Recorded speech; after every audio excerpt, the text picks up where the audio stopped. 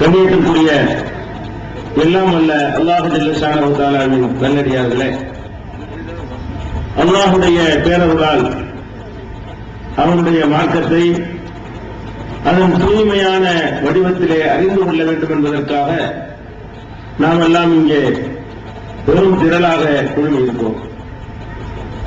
இந்த நிகழ்ச்சியிலே இதுதான் இஸ்லாம் என்ற தலைப்பு எனக்கு தரப்பட்டிருக்கிறது. முஸ்லிம்களுக்கு மத்தியிலே இதுதான் இஸ்லாம் என்று சொல்லுகிற அளவுக்கு இந்த சமுதாயத்தினுடைய மார்க்க அறிவு இருக்கிற காரணத்தினால்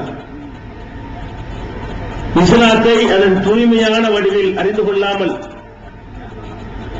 தங்களுடைய அப்பன் பாட்டன்மார்கள் செய்த அனைத்தையும் இஸ்லாம் என்று நம்பி செயல்பட்டு வருகிற காரணத்தினால் இஸ்லாம் என்றால் என்னவென்று முஸ்லிம்களுக்கே சொல்ல வேண்டிய நிலை. இந்த தலைப்பு முஸ்லிம் அல்லாத மக்கள் மத்தியிலே இஸ்லாத்தை அறிமுகப்படுத்துவதற்கான ஒரு தலைப்பு. ஆனாலும் கூட பொட்டல் புதூர் போன்ற ஊர்களிலே வாழ்கிற முஸ்லிம்கள்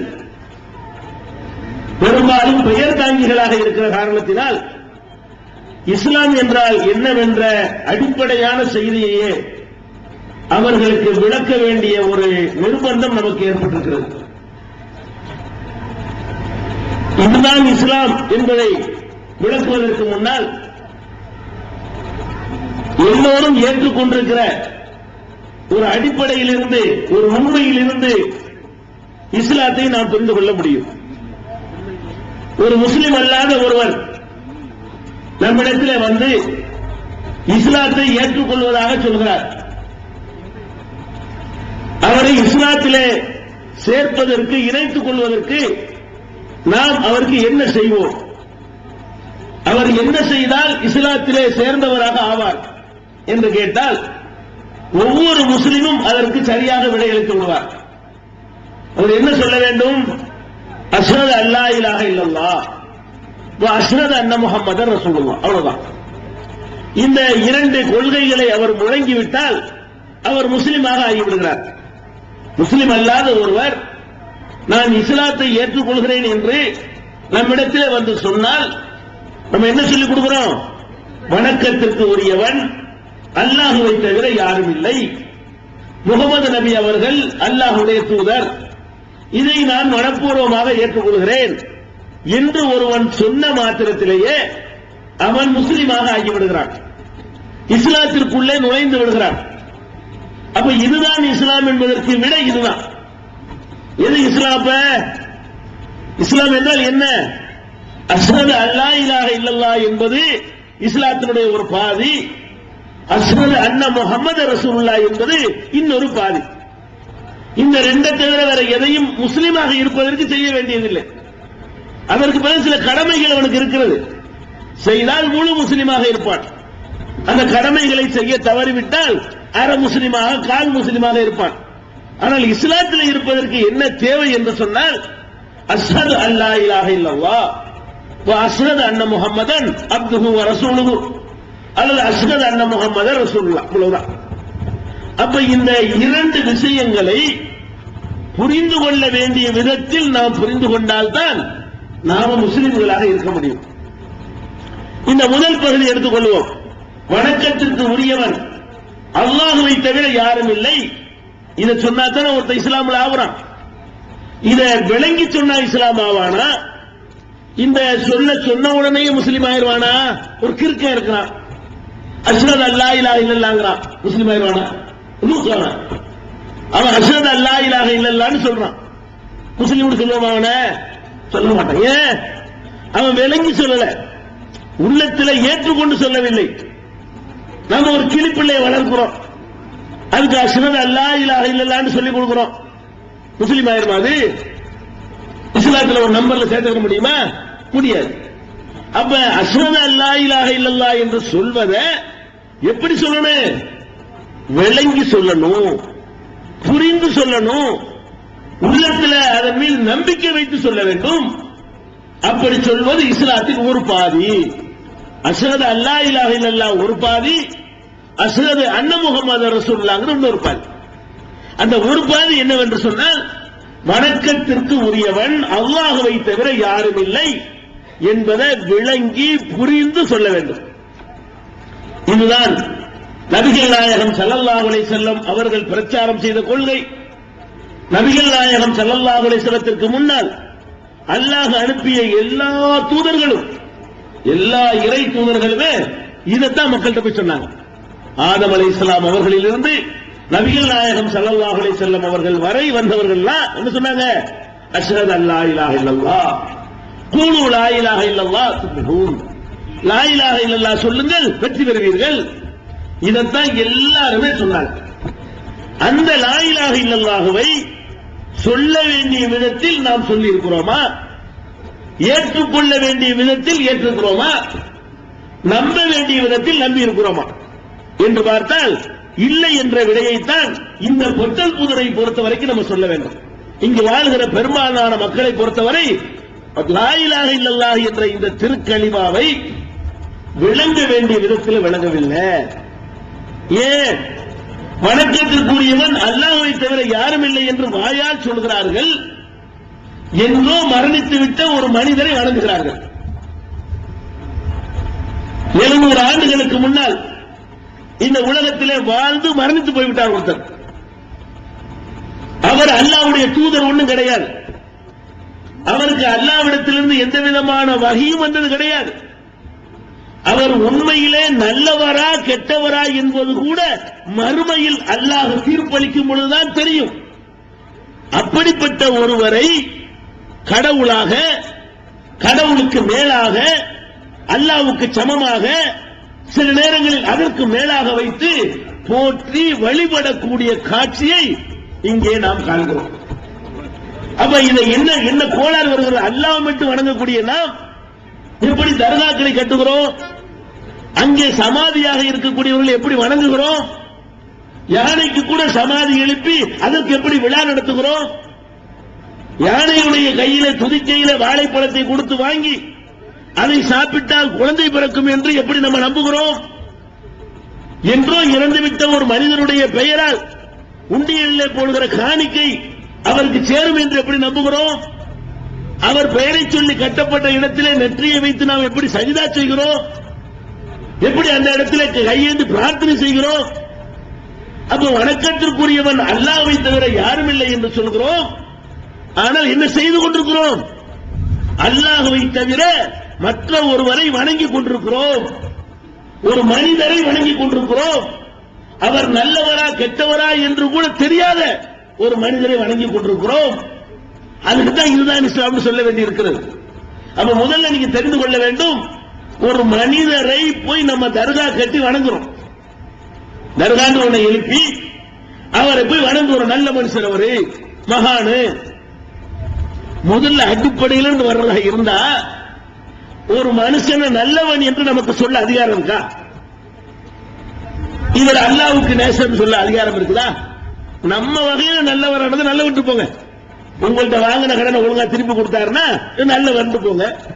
உங்க மகளை கல்யாணம் பண்ணி ஒழுங்கா நடத்துறாருன்னு சொன்னா நல்ல மருமகன் வந்துட்டு போங்க. உங்க கடையில வேலை செய்யும் போது நாணயமா வேலை செஞ்சா நல்ல வேலைக்காரன்ட்டு போங்க. அல்லது உங்களுக்கு நல்ல முதலாளியா நடந்துக்கிட்டாருன்னு சொன்னா நல்ல முதலாளிட்டு போங்க. உங்களுக்கு சம்பந்தப்பட்ட விஷயத்தில் ஒருத்தர் நல்லவனாக கெட்டவனா நடந்தா அந்த முடிவு எடுக்கிற அதிகாரம் உங்களுக்கு இருக்கிறது. உங்களுக்கு சம்பந்தம் இல்லாத அல்லாஹ்வுக்கு சம்பந்தமான விஷயத்துல ஒருத்தர் நல்லவனா கெட்டவனா தீர்மானிக்கிறதா இருந்தா உங்களுக்கு அந்த அதிகாரத்தை அவன் தான் தீர்மானிப்பான். அல்லாஹ்வுக்கு நல்லவன் யார், அவனுக்கு விருப்பமானவன் யார், அதை நீங்க கண்டுபிடிக்கவும் இயலாது, உங்களால தீர்மானிக்கவும் இயலாது. இப்ப நான் வர்றேன், உங்க ஊர்ல வந்து ஒரு 72 குளத்துக்கு ஒரு தலப்பா கட்டி ஒரு பச்சை ஜிப்பாவை போட்டு கழுத்துல 3 மாலையை போட்டுக்கிட்டு பொட்டல் புதூர் தர்காவுல உட்கார்ந்து ஒரு தூண்ல சாஞ்சுக்கிட்டு தஸ்மி மணி ஊட்டிக்கிட்டு இருந்தேன்னு வைங்களேன், என்னை நல்லடியார் இருக்கும். அப்படித்தான் நல்லடியார்கள் உருவாக்குறாங்க. உங்களை ஏமாத்திருக்கா நான் வந்திருப்பேன், உங்கள்கிட்ட பணம் பறிக்கிறதுக்கு வந்திருப்பேன், உங்களை வைத்து சுரண்டி பிழைக்கிறதுக்கு வந்திருப்பேன். ஆனா என்ன பாக்குறீங்க, நீங்க நல்லடியார் என்று தீர்மானிக்கிறதுக்கு வச்சுக்கிற அளவு என்ன தெரியுமா? தலப்பாவும் சிப்பாவும் தான். உங்களை விட 4 மீட்டர் துணி அதிகமா வச்சிருந்தா அவன் அவளியா. நீங்க வந்து தொட வரைக்கும் ட்ரெஸ் போடுவீங்க, அவர் முட்டுக்கால கீழே போட்டுருவாரு, அவுளியா. தொட வரைக்கும் போட்டு அவுளியா இல்ல, முட்டுக்கால கீழே போட்டாருன்னு அவர் அவுளியா. அப்ப நம்ம அவுளியா மகானு நல்லவன் என்பதற்கு வைத்திருக்கிற அந்த அளவுகோல் இருக்க, அதுவே தப்பு. முதல்ல ஒரு மனிதனை அல்லாஹ்வுடைய நேசன் என்று சொல்லுகிற அதிகாரம் உங்கள எவனுக்கு கிடையாது, தெரிஞ்சுக்கிறேன். சொல்லலாம், யார சொல்லலாம். இப்ப நான் ஒருத்தர் நேசிக்கிறேங்க, நான் ஒரு அந்த கூட்டத்தில் ஒரு ஆளை நேசிக்கிறேன், நான் அவரை நேசிக்கிறேன்னா இல்லைன்னு உங்களுக்கு தெரியுமா? உங்க முன்னாடி தான் நான் நிக்கிறேன், உங்க முன்னாடி நிக்கிறேன், நான் யாரையெல்லாம் நேசிக்கிறேன் என்று உங்களால் சொல்ல முடியுமா? சொல்ல முடியாது. ஏன்? நான் நேசிக்கிறது எனக்கு தான் தெரியும். நான் ஒருத்தர் நேசிக்கிற மாதிரி நடிச்சால் கூட நேசிக்கிறேன் நீங்க நம்ப முடியாது. நான் அவருக்கு பயந்துக்கு நடிச்சிருப்பேன், ஏதாவது எதிர்பார்த்து பணம் காட்டிருப்பேன், நான் 2 பேரும் நேசம் சொல்ல முடியுமா? ஒரு மனிதன் இன்னொரு மனிதனை நேசிக்கிறானா என்று உங்களுக்கு கண்டுபிடிக்க முடியாது என்னும் போது, அல்லாஹ் இவரை நேசிக்கிறான், அல்லாஹ் அவரை நேசிக்கிறான் சொல்லி யாரு? அல்லாஹ் ஒருத்தர் ஒன்று சொன்னானா? அப்ப ஒரு ஆளை அல்லாஹ் நேசிக்கிறான்னு சொன்னா அல்லாஹ் அதை உனக்கு சொல்லி தந்திருக்கணும், சொல்லி தந்து இருக்கிறான். சில ஆட்களை பற்றி அவங்கள நல்லடியான்னு சொல்லுங்க. யார சொல்லி இருக்கிறான்? தன்னுடைய தூதர்கள் என்று சிலரை பெயரை குறிப்பிட்டு நான் சொல்லுகிறான், நான் அவங்களை தேர்ந்தெடுத்திருக்கிறேங்கிறான், என்னுடைய செய்தி அவர்கள் பெற்றார்கள் என்று சொல்கிறான்.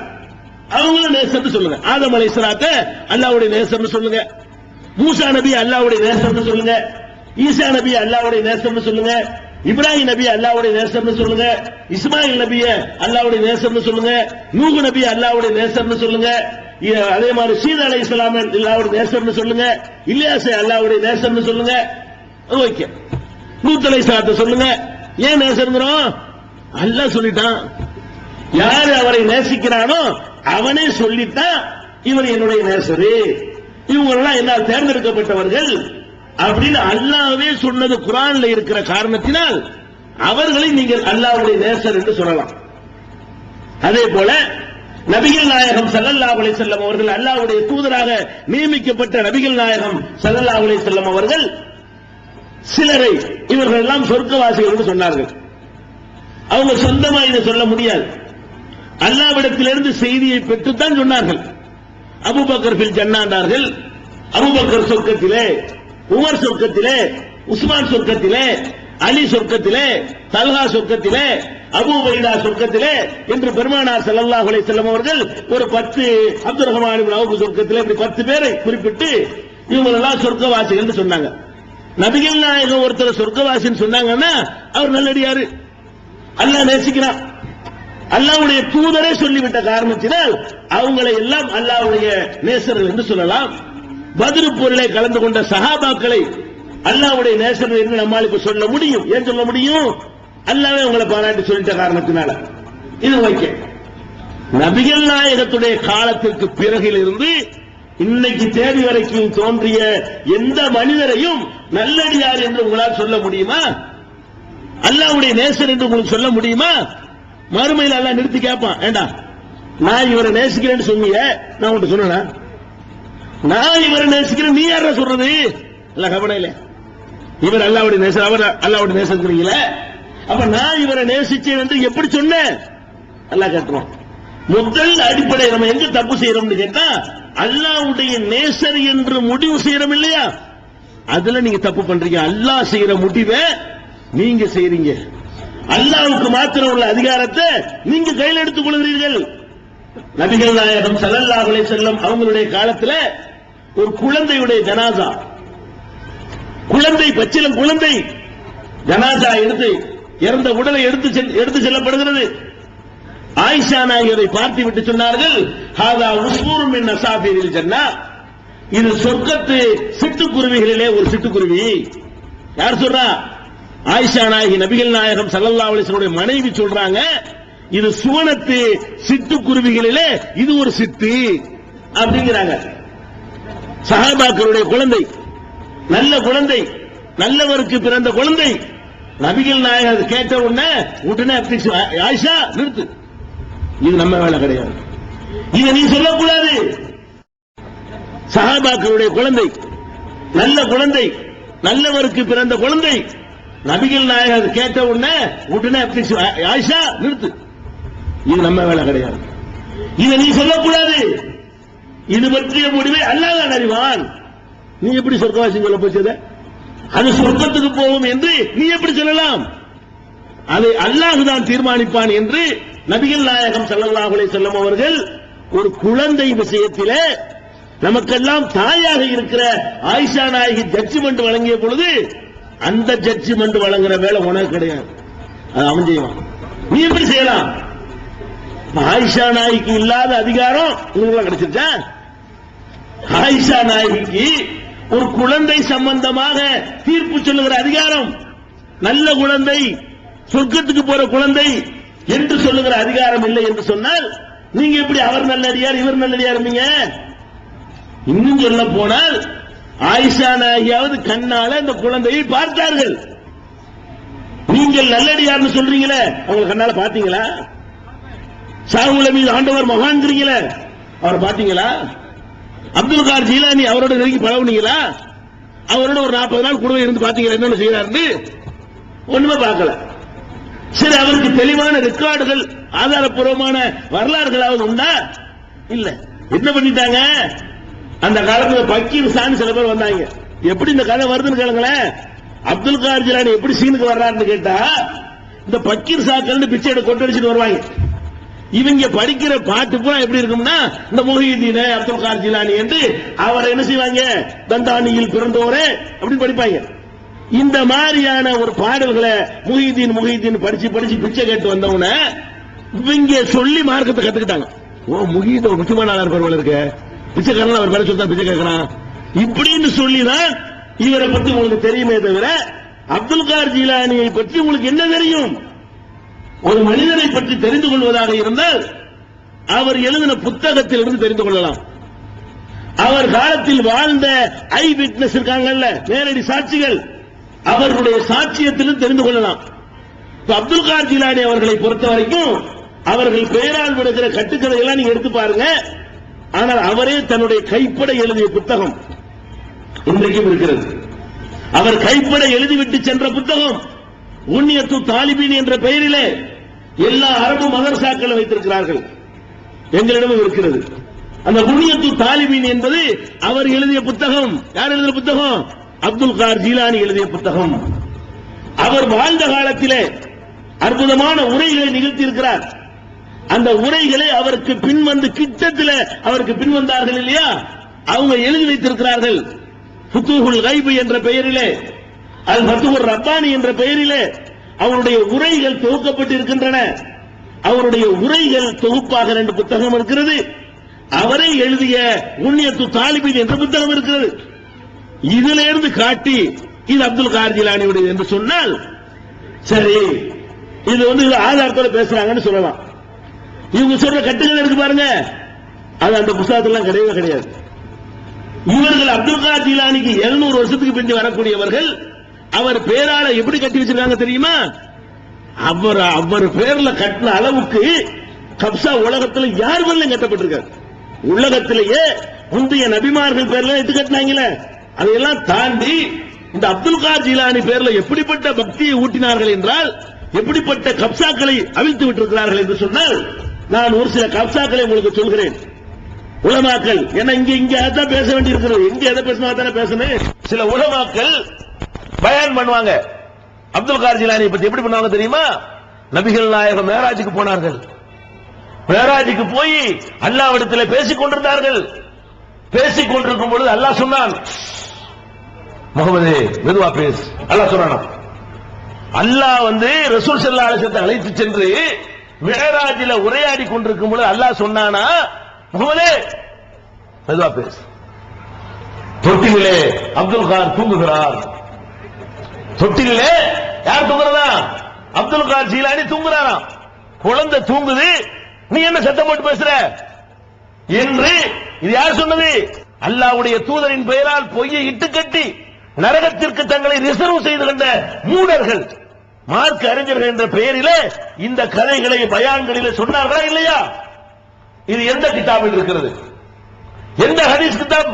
மேராஜுக்கு ரசூலுல்லாஹ் போனால் ஹதீஸ் புத்தகத்தில் இருக்குமா இல்லையா? நபிகள் நாயகம் ஸல்லல்லாஹு அலைஹி வஸல்லம் அவர்கள் வாழ்க்கையில் சம்பந்தப்பட்ட சின்னஞ்சிறு அசைவுகளும் நமக்கு பதியப்பட்டிருக்கிறது. அவர்களுடைய மீசையில் எத்தனை நரைமுடி இருக்கும், அதுக்கு ரெக்கார்டு இருக்கிறது. அவர்கள் சிரித்தால் எத்தனை பல் தெரியும், அதற்கு ரெக்கார்டு இருக்கிறது. நடந்து செல்லும் பொழுது கைகளை எப்படி வீசுவார்கள், அதற்கு ரெக்கார்டு இருக்கிறது. அவருடைய பாதங்களை எப்படி வைத்து நிற்பார்கள், அதற்கு ரெக்கார்டு இருக்கிறது. எப்படி குளிப்பார்கள், எப்படி உண்பார்கள், எப்படி உறங்குவார்கள், எப்படி மனஜலம் கழிப்பார்கள் என்பது உட்பட அவர்கள் வாழ்க்கையில் நடந்த ஒவ்வொரு நிகழ்ச்சியும் பதிவு செய்யப்பட்டிருக்கிற ரெக்கார்டு இருக்கிறது. அந்த ரெக்கார்டு நூல்களிலே நீ சொன்ன கட்டுக்கதை உண்டா? மேராஜில குழந்தை தூங்குது வாயை மூடுன்னு நபிகள் நாயகத்தை எல்லாம் கட்டுப்படுத்தினாங்கறிய. நபிகள் நாயகம் ஸல்லல்லாஹு அலைஹி வஸல்லம் பிறகு அவங்க மேராஜுக்கு போகும்போது இவர் பிறக்கல, 700 வருஷத்துக்கு பிந்தி வர போறாரு. அவருக்கு தொட்டில தூங்குறாங்க.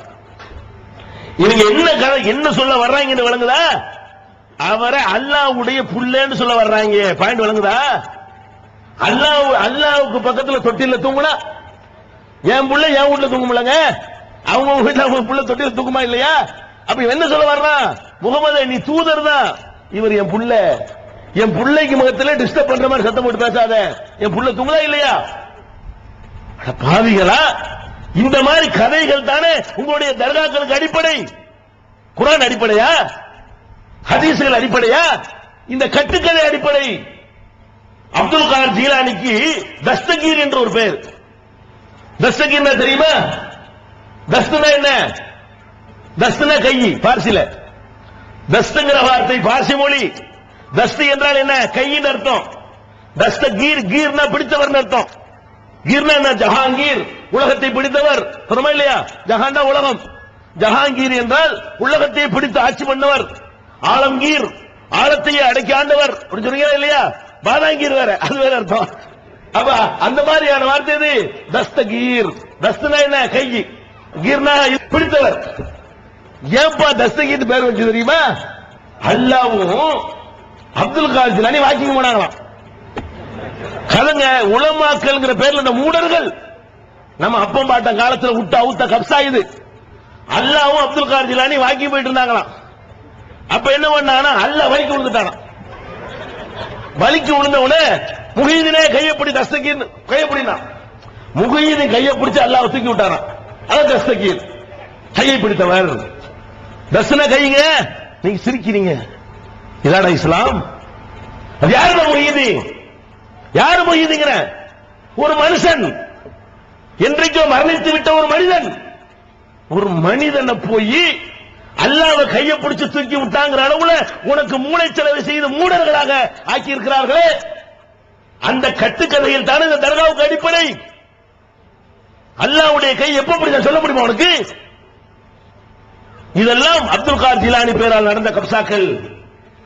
அவர் பேரால என்னென்ன பண்ணாங்கன்னு கேளுங்க.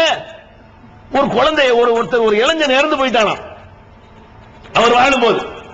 அப்துல் காதர் ஜிலானி வாழும்போது ஒரு இளைஞன் இறந்து விட்டானா. அவங்க அம்மா முறையிட்டாங்களாம். யார்ட்ட? அப்துல் காதர் ஜிலானிட்ட.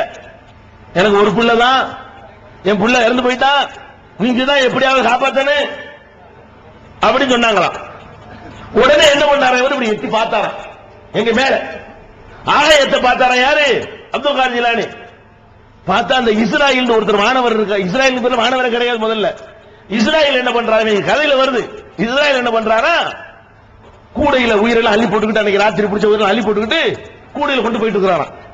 மீன் முக நினைச்சுக்கிட்டாங்க, நெத்தலி மீன் அள்ளிட்டு போற மாதிரி உயிர் அள்ளிக்கிட்டு போறாராம். அள்ளிக்கிட்டு போறோன்னு பார்த்தாராம். இஸ்ராயல், இந்த புலான், இந்த பையனோட உயிரை விட்டுட்டு போ. அங்கிருந்து கமாண்ட் பண்றாரு. இந்த கிழவியுடைய மகனை உடனே விட்டுட்டு போறியா இல்லையா? அவர் என்ன செஞ்சாரா? இஸ்ராயலு அதெல்லாம் முடியாது, அல்லாஹ்வுடைய கட்டளைப்படி நான் எடுத்து செல்கிறேன், விடமாட்டேன்டாரா. அப்படியா? அவ்வளவு தூரத்துக்கு வந்துட்டீங்களா நீங்க? இவரு அது அப்துல் காதர் ஜிலானி அவ்வளவு தூரத்துக்கு வந்தீங்களா? ஒரு பாசக்கயிறு வச்சிருந்தாராம், ஒரு வில்லு பிடித்து விட்டாராம். அவர் இஸ்ராயல் காலில் கரெக்டா மாட்டினான். ஒரு வெட்டு தான் வெட்டினாராம். கூட கவுந்து எல்லா உயிர் கொட்டி அன்னைக்கு ராத்திரி செத்தவெல்லாம் இருந்துட்டானா, உயிர் திரும்பி வந்துட்டாங்க. இவர் வெறுங்க கதைக்கு சொல்லல. இதுகளை எல்லாம் நாங்கள் சிறுவர்களாக இருக்கும் பொழுது பயான் என்ற பெயரில் இந்த காது 2 காதால் கேட்டது. உலமாக்கள் பேச எங்கள் 2 நீங்கள் எல்லாம் கேட்கலாம், காப்பாற்றினவங்களை எல்லாம், இந்த இளைஞர்களை எல்லாம் எங்க வயசுல உள்ள ஆளை எடுத்து பார்த்தீர்களே. ஆனால் இந்த கதைகளை அவங்க ஊர்ல கேட்டிருப்பார்கள். இந்த கதைகளை அஜர்த்துமார்கள் பள்ளிவாசல்ல சொல்வார்கள். பயான்ல இதெல்லாம் பயான், இதான் சும்மா பயான், இதான் நல்லது கெட்டதுக்கு சொல்லக்கூடிய பயான்கள்ல வரக்கூடியது. அவர் போனாராங்க அல்லாட்ட, இல்லப்பா உன்னைங்க வெறுங்கையா வந்திருக்கிறிய, எழுந்து விட்டுட்டு போயிட்டார உயிரெல்லாம், வெறுங்கையா வந்திருக்க எங்க எல்லாம் இல்ல. அந்த ஆளு கேட்டாரு, நான் மாட்டேன்னு சொன்னேன், ஒரு வெட்டினாரு, எல்லாத்தையும் கூட்டிட்டு வந்துட்டேன். அல்ல என்னன்னா ஒண்ணுதானே கேட்டாரு, கொடுத்துருக்கலாம்ல, இப்ப எல்லாத்தையும் விட்டு வந்துட்டிய. அவர் என்ன கேட்டாரு, ஒரு உயிரை தானப்பா கேட்டாரு, ஒரு உயிரை விட்டு இருந்தா மூட்டு உயிர் மிச்ச உயிரை காப்பாற்றி வந்திருப்பே இல்லையா? இந்த கதைக்கு என்ன அர்த்தம்? அல்லாவோட யார் பெரிய ஆள் அர்த்தம்? அல்லாவை விட அல்ல இவருக்கு பயந்து சாவலாம் பாருங்களேன். அட வானவர்கள் தான் என்ன, மலக்குகள் வந்து அல்லாவுடைய கட்டளை மீறுவார்களா? ஒரு ஆள் மௌத்தா போனா சரி, எவன் மௌத்தா போனதையோ எழுப்பி விட்டவர் வந்து அவர் மௌத்தா போய் இருக்க வேண்டியதானே? யார் மௌத்தா போனதை காப்பாற்றி விட்டார்லப்பா, அவர் இப்ப கொண்டா முன்னாடி காட்டு அப்துல் காதிர், நான் நம்புறேன் அப்துல் காதிரை கொண்டாந்து இவர் ஆள் காட்டு. ஆனா அவரே மௌத்தாகி விட்டார், அவரை தலை காப்பாற்ற முடியவில்லை. யாரோ மௌத்தா போனதை காப்பாத்தினாரா, உயிரை திரும்ப வரவழைச்சாரா, செத்து போனாலும் பொழைக்க வச்சாரா? என்ன கதை? இதான் பெரியார்களை மதிக்கிற லட்சணமா? இது எந்த கிதாபு குர்ஆன்ல இருக்கா? இது குர்ஆன்ல இருக்கான்னு கேக்குறேன். இருக்காது. அல்லாஹ்வுடைய ரசூல் இப்படி முன்னறிவிப்பு செஞ்சிருக்காங்களா? இந்த மாதிரி ஒருத்தர் வருவாரு, அவர் இந்த மாதிரி பண்ணுவாரு. அல்ல அப்துல் காதிர் ஜிலானி இப்படி பண்ணினார்ல, உலக ரெக்கார்ட் ஆச்சுல. இது 700வது ஆண்டுல அரசாங்க கருவூலத்தில் உள்ள புத்தகங்கள்ல, ஆவணங்கள்ல, கையேடுகள்ல, கல்வெட்டுகள்ல, அந்த செப்பு தகடுகள்ல எழுதப்பட்டிருக்கா? இது மாதிரி ஒண்ணு நடந்திருந்தா ஒரு 1000 பேர் செத்தவன் போல பொழைச்சிருந்தான்னு சொன்னா அது பதிவு பண்ணி வச்சிருக்க மாட்டானா? பாவிகளா, ஒரு பொய் புடுகிறதுக்கு ஒரு அளவு இல்லையா? இந்த அப்துல் காதிர் என்ற ஒரு மனுஷன் பேரை வைத்துக் கொண்டு எவ்வளவு கட்டுக்கதை. நம்மால ஒரு ஆள் எங்க சொந்தக்காரர் உள்ளார், குணமுடி பஸ் தான், எங்க நாங்கள் அந்த வழியில வந்த ஆளுக்கு தான். அந்த ஆள் என்ன பண்றாரு, இவரை பத்தி பாராடுறாரு. யாரை பத்தி? அப்துல் காதிர் ஜிலானியை பத்தி எப்படி பாடுறாரு, எப்படி ஆக்கிட்டாங்கன்னு பாருங்க. ஒரு மனுஷனை பத்தி இப்படி எல்லாம் பாடுவதை கேட்பதை ஒழிப்பதற்கு இஸ்லாம் வந்ததோ அதை பூரா அந்த அப்துல் காதிர் ஜிலானி பெயர்ல செய்தார்கள். எப்படி செய்தார்கள்? அண்ட கோடிகளும் ஓர் பந்தன கைக்குள் அடக்கி விளையாட வல்லீர், அகிலமோர் ஏனையும் ஆடுங்கரங்கு போல் ஆட்டி விளையாட வல்லீர், கண்டித்த கடுகில் கடலை புகட்டி கலக்கி விளையாட வல்லீர். என்ன சொல்ற வழங்குதா? அண்ட கோடிகளையும் அப்துல் காதிர் ஜிலானி அவர்களே ஒரு பந்து மாதிரி கைக்குள்ள விளையாடுவீங்க. எங்களுக்கு தான் அண்ட கோடி பெருசா தெரியும், இந்த சூரியன் சந்திரன் எல்லாம் ஒரு பந்து தான், உங்களுக்கு பூந்து விளையாடுவீங்க, புட்பால் விளையாடுவேங்கிறார். அண்ட கோடிகள் எல்லாம் போட்டு செய்வீங்க. ஒரு நாளைக்கு பூமியை வச்சு பந்தடிப்பீங்க, ஒரு நாளைக்கு சூரியனை வச்சு பந்தடிப்பீங்க, பந்து அடிச்சிருவீங்கல்ல, நீங்க லேசப்பட்ட ஆளா அப்படிங்கிறாரு. அதோட நிப்பாட்டல, கண்டித்த கடுகில், சின்ன கடுகுல கண்டித்தன சின்ன அர்த்தம், கண்டித்த கடுகில், சின்ன கடுகே சின்னது, அதுல சின்னதான் கடுகு வாங்கி அதுல ஒரு சின்னதா இருக்கும்ல, அதை எடுத்துக்கிட்டு வர அவரு. கண்டித்த கடுகில் 7 கடலை புகட்டி, சின்ன கடுகு எடுத்துக்கிட்டு 7 கடலை கொண்டாந்து, கடல் இருக்குல்ல, கடல் 7 கடல் இருக்குல்ல, அரபிக் கடல், பசிபிக் கடல், இந்த 7 கடல் தண்ணியும் கொண்டாந்து அந்த சின்ன கடுகுக்குள்ள புகுத்தி அவ்வளவு தண்ணி அதுக்குள்ள அடைச்சிட்டு வரான். அடைச்சிட்டு உள்ளுக்கு நீங்கள் நுழைஞ்சுக்கிட்டு போய் பூந்து விளையாடுவீங்க. கண்டித்த கடுகில் 7 கடலை புகட்டி கலக்கி விளையாட வல்லீர். உள்ளுக்கு மட்டும் தண்ணி விட மாட்டாராம், உள்ளுக்கு இவரும் சேர்ந்து போய்கிட்டு பூந்து விளையாடுவாராம். அப்ப கடுகுக்குள்ள 7 கடல், அதுக்குள்ள இவரு பூந்து விளையாடுவாரு. எங்க இருக்கிறீங்க? இந்த மாதிரி இதிகாசங்களும் புராணங்களும் தேவைன்னு சொன்னா இதுக்கு மேல வண்டி வண்டியா வச்சுக்குது. போங்க, இதை விட்டுட்டு போ. கடல் பசிபிக் கடல், இந்த 7 கடல் தண்ணியும் கொண்டாந்து அந்த சின்ன கடவுக்குள்ள புகுத்தி அவ்வளவு தண்ணி அதுக்குள்ள அடைச்சிட்டு வரான். அடைச்சிட்டு உள்ளுக்கு நீங்கள் நுழைஞ்சுக்கிட்டு போய் பூந்து விளையாடுவீங்க. கண்டித்த கடுகில் 7 கடலை புகட்டி கலக்கி விளையாட வல்லீர். உள்ளுக்கு மட்டும் தண்ணி விட மாட்டாராம், உள்ளுக்கு இவரும் சேர்ந்து போய்கிட்டு பூந்து விளையாடுவாராம். அப்ப கடுகுக்குள்ள 7 கடல், அதுக்குள்ள இவரு பூந்து விளையாடுவாரு. எங்க இருக்கிறீங்க? இந்த மாதிரி இதிகாசங்களும் புராணங்களும் தேவைன்னு சொன்னா இதுக்கு மேல வண்டி வண்டியா வச்சுக்குது.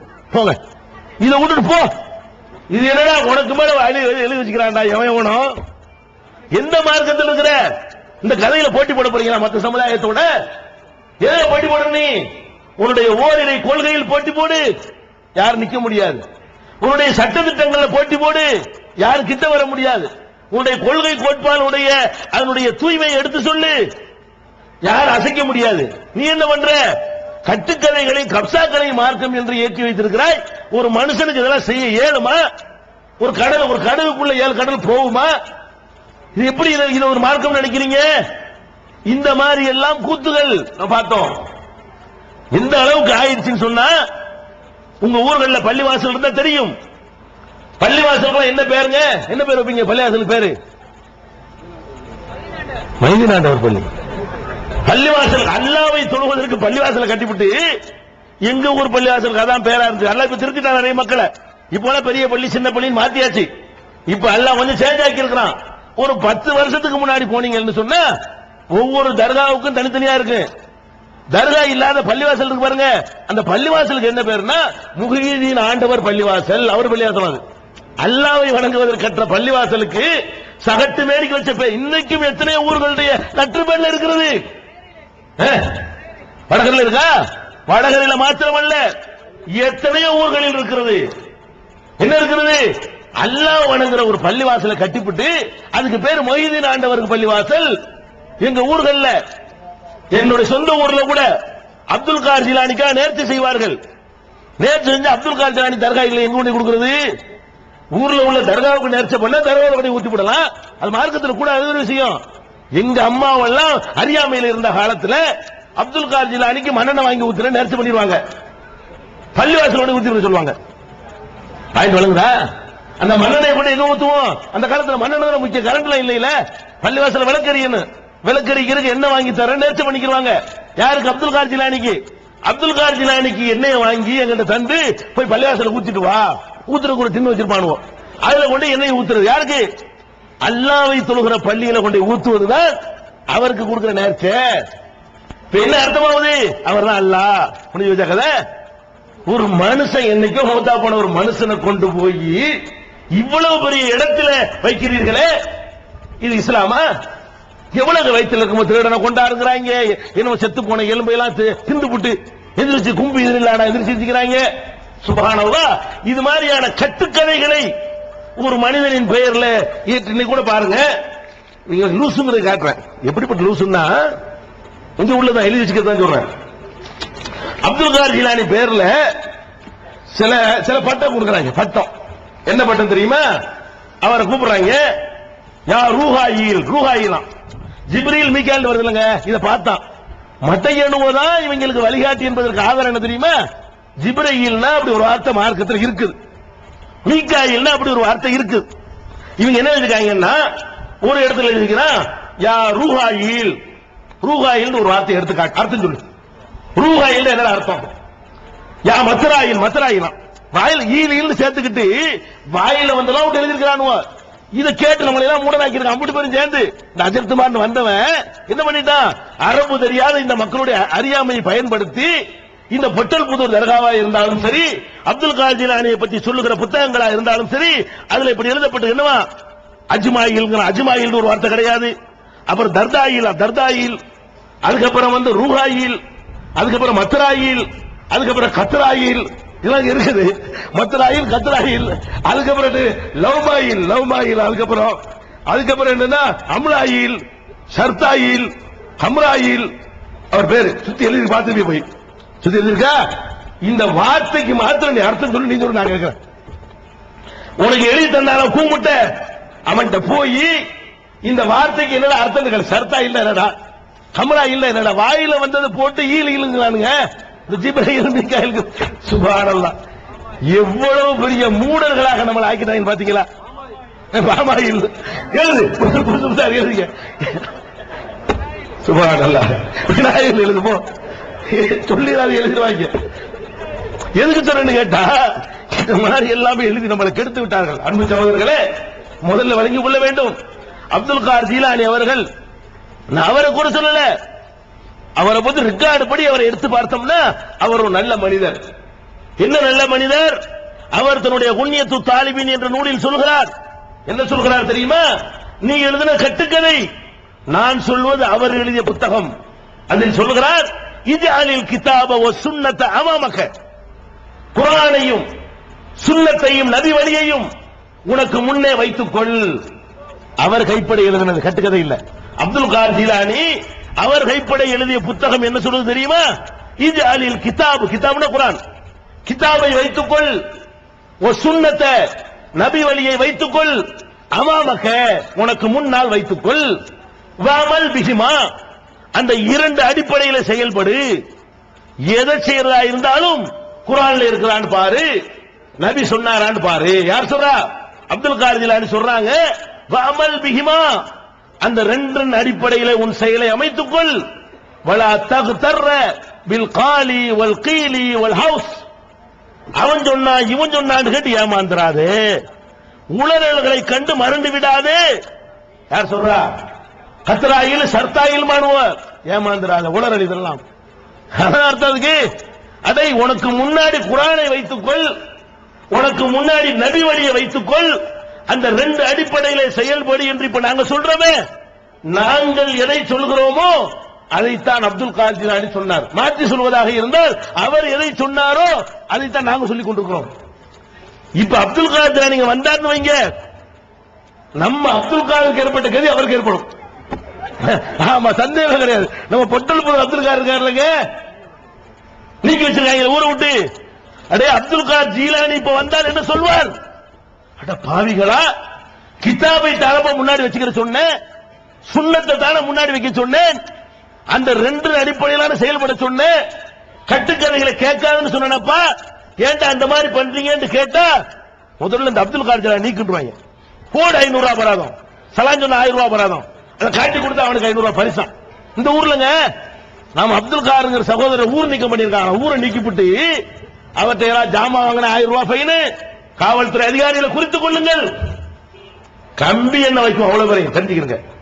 இங்க உள்ள நிர்வாகம் நடத்திட்டு இருக்கீங்க, லேட் ஆகும். நாங்க அதுக்குள்ள காய்கள் நடத்திக்கிட்டு இருக்கிறோம். இந்த ஊர் நீக்கம் போட்டது கையெழுத்து போட்டாலும் தண்டோரா போட்டாலும் அவன் சொன்ன தண்டோரா போட்டிய அவனே விட மாட்டோம். எல்லாம் கம்பி என்ன ஒரு மனுஷன் பேசுற தடுக்க ஜனநாயகத்தில் இடம் உண்டா நாட்டு சட்டத்தில்?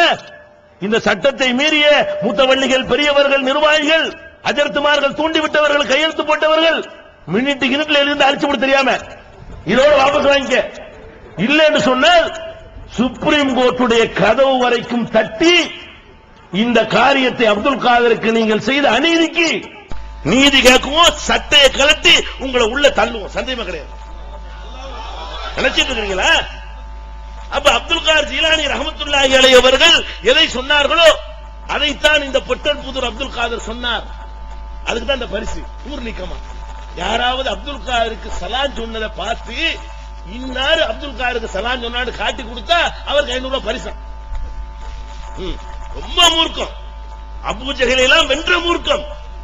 நிக்கும் நினைக்கிறீங்களா? இந்த உருட்டல் மிரட்டல்கள் 25 ஆண்டுகளாக பார்த்து வருகிறோம். நாகூரில் பார்க்காத மிரட்டலா? தொழுது கொண்டிருந்தவனை தூக்கி கொண்டே ஹவுலில் போட்டார்கள். இன்னைக்கு போடுவியா கை இருக்கும் முறிச்சிட மாட்டோம். அன்னைக்கு நாகூர்ல செஞ்சீங்க. பேசிக் கொண்டிருக்கும் பொழுது சேர்களை விட்டு எடுத்து லைட்டை உடைத்தார்கள், என்னை தாக்கினார்கள், வந்திருந்த மக்கள் மீது அடக்குமுறை செய்தார்கள். 20 ஆண்டுகளுக்கு முன்னாடி. இன்னைக்கு செய்தியா? நாகூர்ல கூடு பார்க்க ஆள் இல்லை. இன்னைக்கு அல்ல என்ன ஆகிட்டான்? தேர் இழுக்கிறதுக்கு வேற சமுதாய மக்களை கூட்டிட்டு வர அளவு கேவலப்பட்டு போய்விட்டீர்கள். ஒரு முஸ்லீம் அதை சீண்டுவது இல்லை, பெண்கள் கூட்டம் குழுமுவதில்லை, முஸ்லிம் பெண்கள். காலமா நினைச்சுக்கிட்டு இப்படி ஓட நினைக்கிறீங்களா? அப்துல் காதர் மட்டும் தனியா இருப்பார் நினைக்கிறீங்களா? நிர்வாகமே கையில் வரும். இன்ஷா அல்லாஹ் மக்கள் மாறுவார்கள், நிர்வாகம் கையில் வரும். அப்துல் காதர் ஜீலானி ரஹ்மத்துல்லாஹி அலைஹி அவர்கள் சொன்னதை நல்லா கவனியுங்கள். அல்லாஹ்வுடைய வேதத்தை முன்னால் வைத்துக்கொள், அல்லாஹ்வுடைய தூதருடைய சுன்னத்தை வைத்துக்கொள் என்று சொன்னார்கள். அந்த அப்துல் காதர் ஜீலானி மொழியிலேயே உங்களுக்கு நான் சொல்கிறேன், நீங்கள் தர்காவை கட்டி வைத்திருக்கிறீர்கள். இதற்கு நீங்கள் என்ன செய்ய வேண்டும்? யார் பெயரில் கட்டுகிறீர்கள்? அந்த பெரியாருடைய அப்துல் காதர் ஜீலானியுடைய பெயரில் கட்டுகிறீர்கள். அவர் தன்னுடைய நூலில் எழுதி இருக்கிற அளவுகோல் படி சுன்னத்தை நபி வழியை முன்னால் வைத்து பார்த்தால் தர்கா கட்ட அனுமதி இருக்கா? நஹா ரசூலுல்லாஹி ஸல்லல்லாஹு அலைஹி வஸல்லம் அய்யுப்னல் குபூர், சமாதிகள் கட்டப்படுவதை நபிகள் நாயகம் ஸல்லல்லாஹு அலைஹி வஸல்லம் அவர்கள் தடை செய்தார்கள். சஹீஹ் முஸ்லிமில் இருக்கிற ஆதாரபூர்வமான ஹதீஸ்.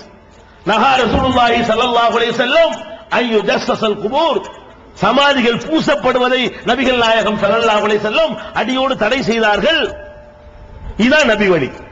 அப்துல் காதர் ஜீலானி ரஹ்மத்துல்லாஹி அலைஹி அவர்களை நீங்கள் மதிப்பதாக இருந்தால் உங்களுடைய கைகளால் இதை அப்புறப்படுத்த வேண்டும். ஒரு மனிதரை மதிப்பது என்பது அவருடைய கட்டளைக்கு கொடுக்கிற மதிப்பில் தான் இருக்கிறது. அவர் சொல்வதை கேட்காமல் மேடை போட்டு பாராட்டுவதில் அவருக்கு மதிப்பு கிடையாது. அவர் சொல்லுகிறார், அப்துல் காதர் ஜீலானி சொல்கிறார், குர்ஆன்ல உள்ளபடி நட, நபிகள் நாயகம் சொன்னபடி நட. நபிகள் நாயகம் சொன்னது இது. உனக்கு திராணி இருந்தால் உங்களை வழிகெடுத்த அந்த உலமாக்கள், உங்களை நான் குறை சொல்ல மாட்டேன், உங்களை வழிகெடுத்த அந்த மூட உலமாக்களை கொண்டு வா. இப்படி தர்கா கட்டலாம் ஆதார் தரத்து காட்டு. உனக்கு திராணி இருந்தா நான் 2 தர்கா சேர்த்து கட்டி தந்து போறேன். ஆதாரம் காட்டு. நபிகள் நாயகம் நான் சொல்ற ஆதாரம் காட்டி விட்டேன். இந்த மாதிரி கட்டுவதை நபிகள் நாயகம் தடுத்தார்கள். மனுஷன் பேரால் வழிபாட்டு தலம் எழுப்புவதை நபிகள் நாயகம் தடுத்தார்கள் என்று நான் சொல்கிறேன். அரபி மூலத்தோடு சொல்கிறேன், நூலுடைய பெயரை சொல்கிறேன். உன்னுடைய உலமாக்களுக்கு சந்தேகம் இருந்தா கூட்டிட்டு வா. என்னப்பா சொல்றேன் எடுத்து காட்டுங்க. இப்ப எடுத்து போட்டு போறேன். அல்லது கட்டலாம், நபிகள் நாயகம் கட்ட சொன்னாங்க, அப்துல் காதர் ஜீலானி ஒருத்தர் வருவாரு, அவருக்காக கட்டிக்கிறீங்கன்னு சொன்னாங்க, எடுத்து காட்டு. எங்க ஊர்ல கட்டிக்கிறோம்?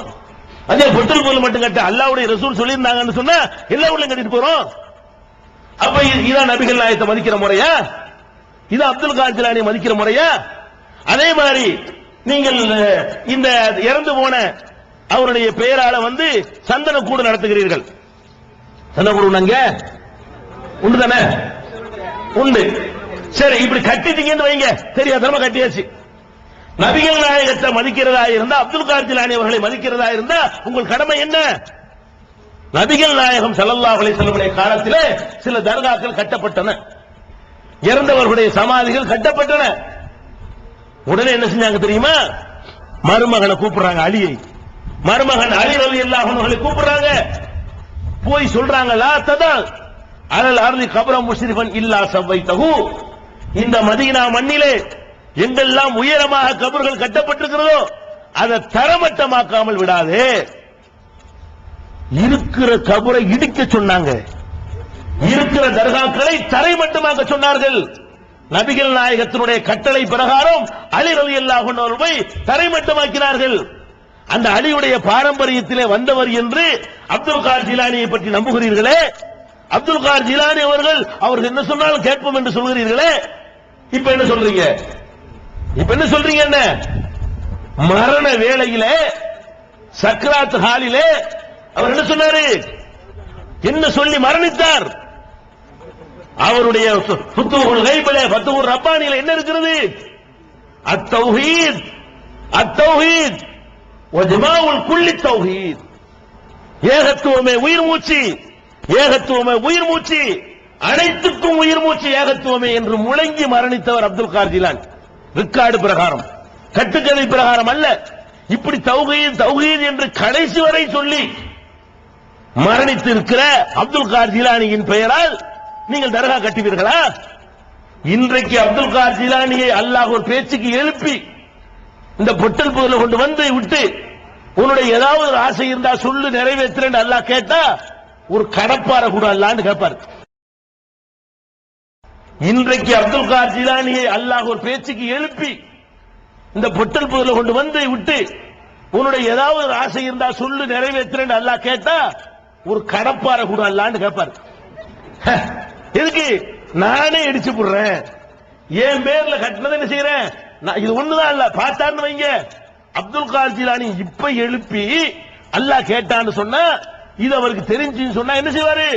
யா அல்லாஹ் ஒரு கடப்பாரை கூட இந்த மாதிரி அநியாயம் பண்றாங்களே தகர்த்துருவாரு. நான் கேட்கிறேன், என்றோ மரணித்த ஒரு மனிதர் இங்க ஏதோ பண்ணுவார் நினைக்கிறீங்களே?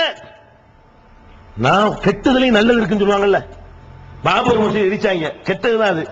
அதுல ஒரு நல்லது என்ன? இந்த சமுதாயம் விழிச்சது, இந்த சமுதாயத்துக்கு மார்க்கப்பட்டு வந்துச்சு, தொழக்கூடியவர்கள் அதிகமானார்கள், ஒரு யூனிட் ஆனார்கள். கண்ட கழுதையெல்லாம் நம்பி பின்னாடி போனவெல்லாம் நமக்கு எவனை நம்ப முடியாது என்ற முடிவுக்கு வந்தார்கள். கெட்டதுதான் பள்ளியாசல் இடிச்சது, அதுல ஒரு நல்லது. ஈராக்கில் லட்சக்கணக்கான மக்கள் கொன்று குவிக்கப்படுகிறார்கள். கிளவி உயிரை, கிளவி உயிரை மீட்பதற்காக பாசக்கயிறை வீசியவர், அந்த ஹெலிகாப்டர்களை பிடிச்சு இருப்பதற்காக ஒரு கயிறு வீசியிருக்க வேண்டாமா? ஒரு வெட்டு இருக்க வேண்டாமா? அந்த டைசி கட்டர் குண்ட போட்டான அது ஒரு இழுத்து போய் வாஷிங்டன்ல கொண்டு போட்டிருக்க வேண்டாமா? கதை விடுறீங்களா? அல்ல சாயத்தை வெளுக்க வைக்கிறான். டேய் இந்த பார் காட்டிட்டான், கெட்டது ஈராக்கில் நடந்தது, அதுல நல்லது என்ன? இந்த மாதிரி கூட உலமாக்கள் சொல்ல கேட்டுவிட்டு என்ன நினைக்கிறாங்க? அப்துல் காதிர் அல்லாஹ் நினைச்சுக்கலாம் இல்லையா? எங்க அம்மாவளா சின்ன பிள்ளைல உட்காரும்போது யாமுஹிதீன் உட்காருவாங்க. எங்க அம்மா இப்ப மாத்திக்கிட்டாங்க.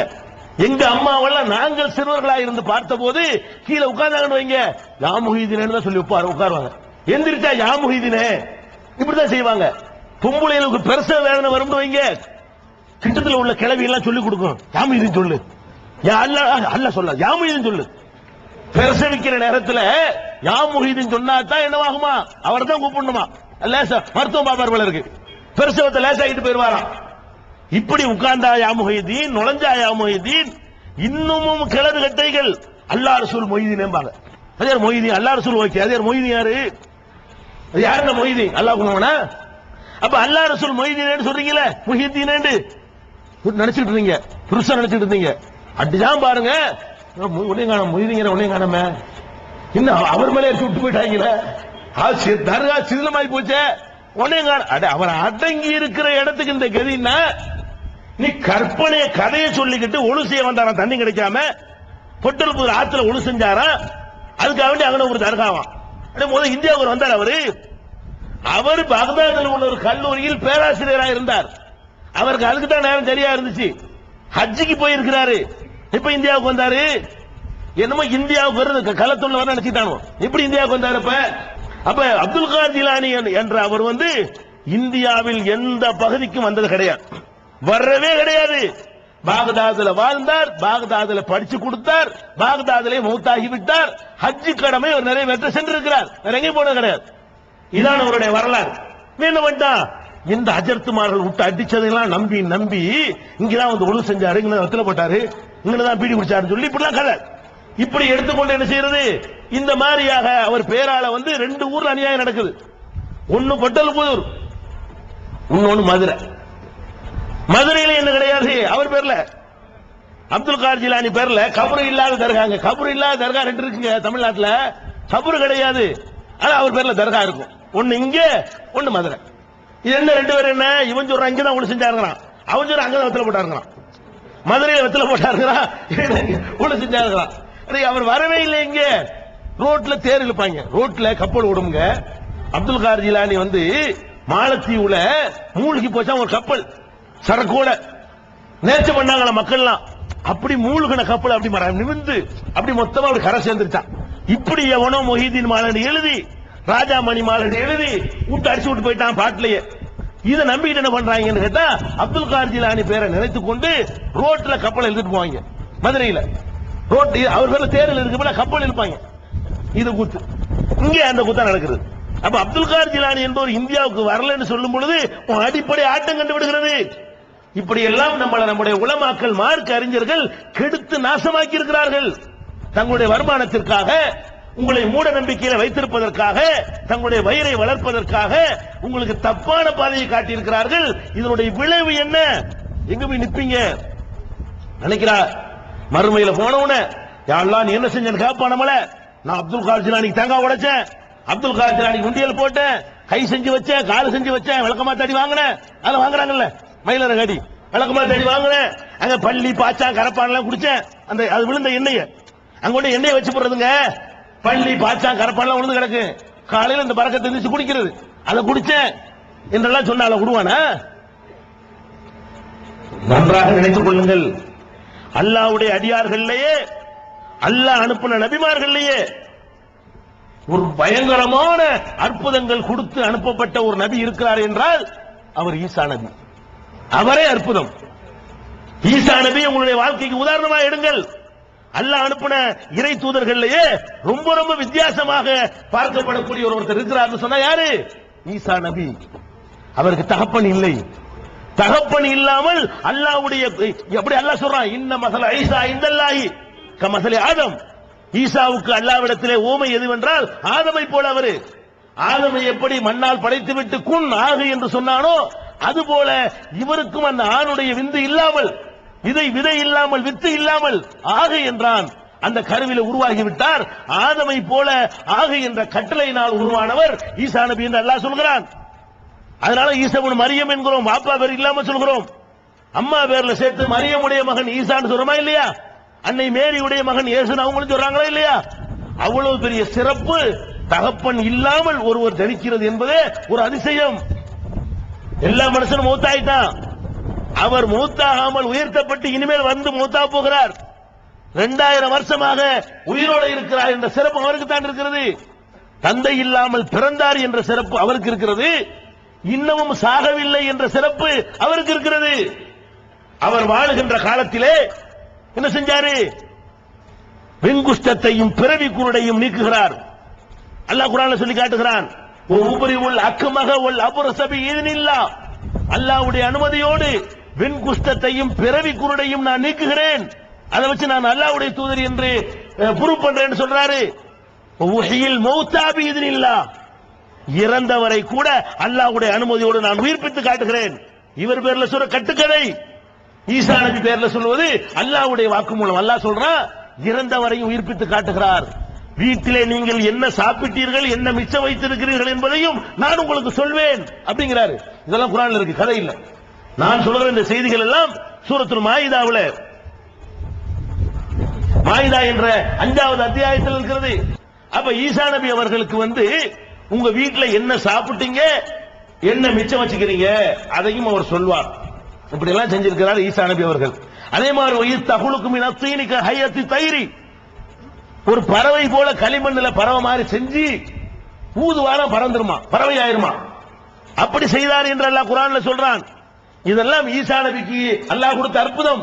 இதையெல்லாம் நீங்க பார்த்தீர்களே ஆனால் ஏறக்குறைய அல்லாஹ்வுக்கு மாத்திரம் உள்ள சில விஷயங்கள் இருக்கிறது. இறந்தவரை உயிர்ப்பித்தல் அவன் மட்டும் செய்யற ஒரு காரியம். அந்த அற்புதத்தை கொடுத்து அல்லாஹ் அவர் அனுப்பியிருக்கிறான்.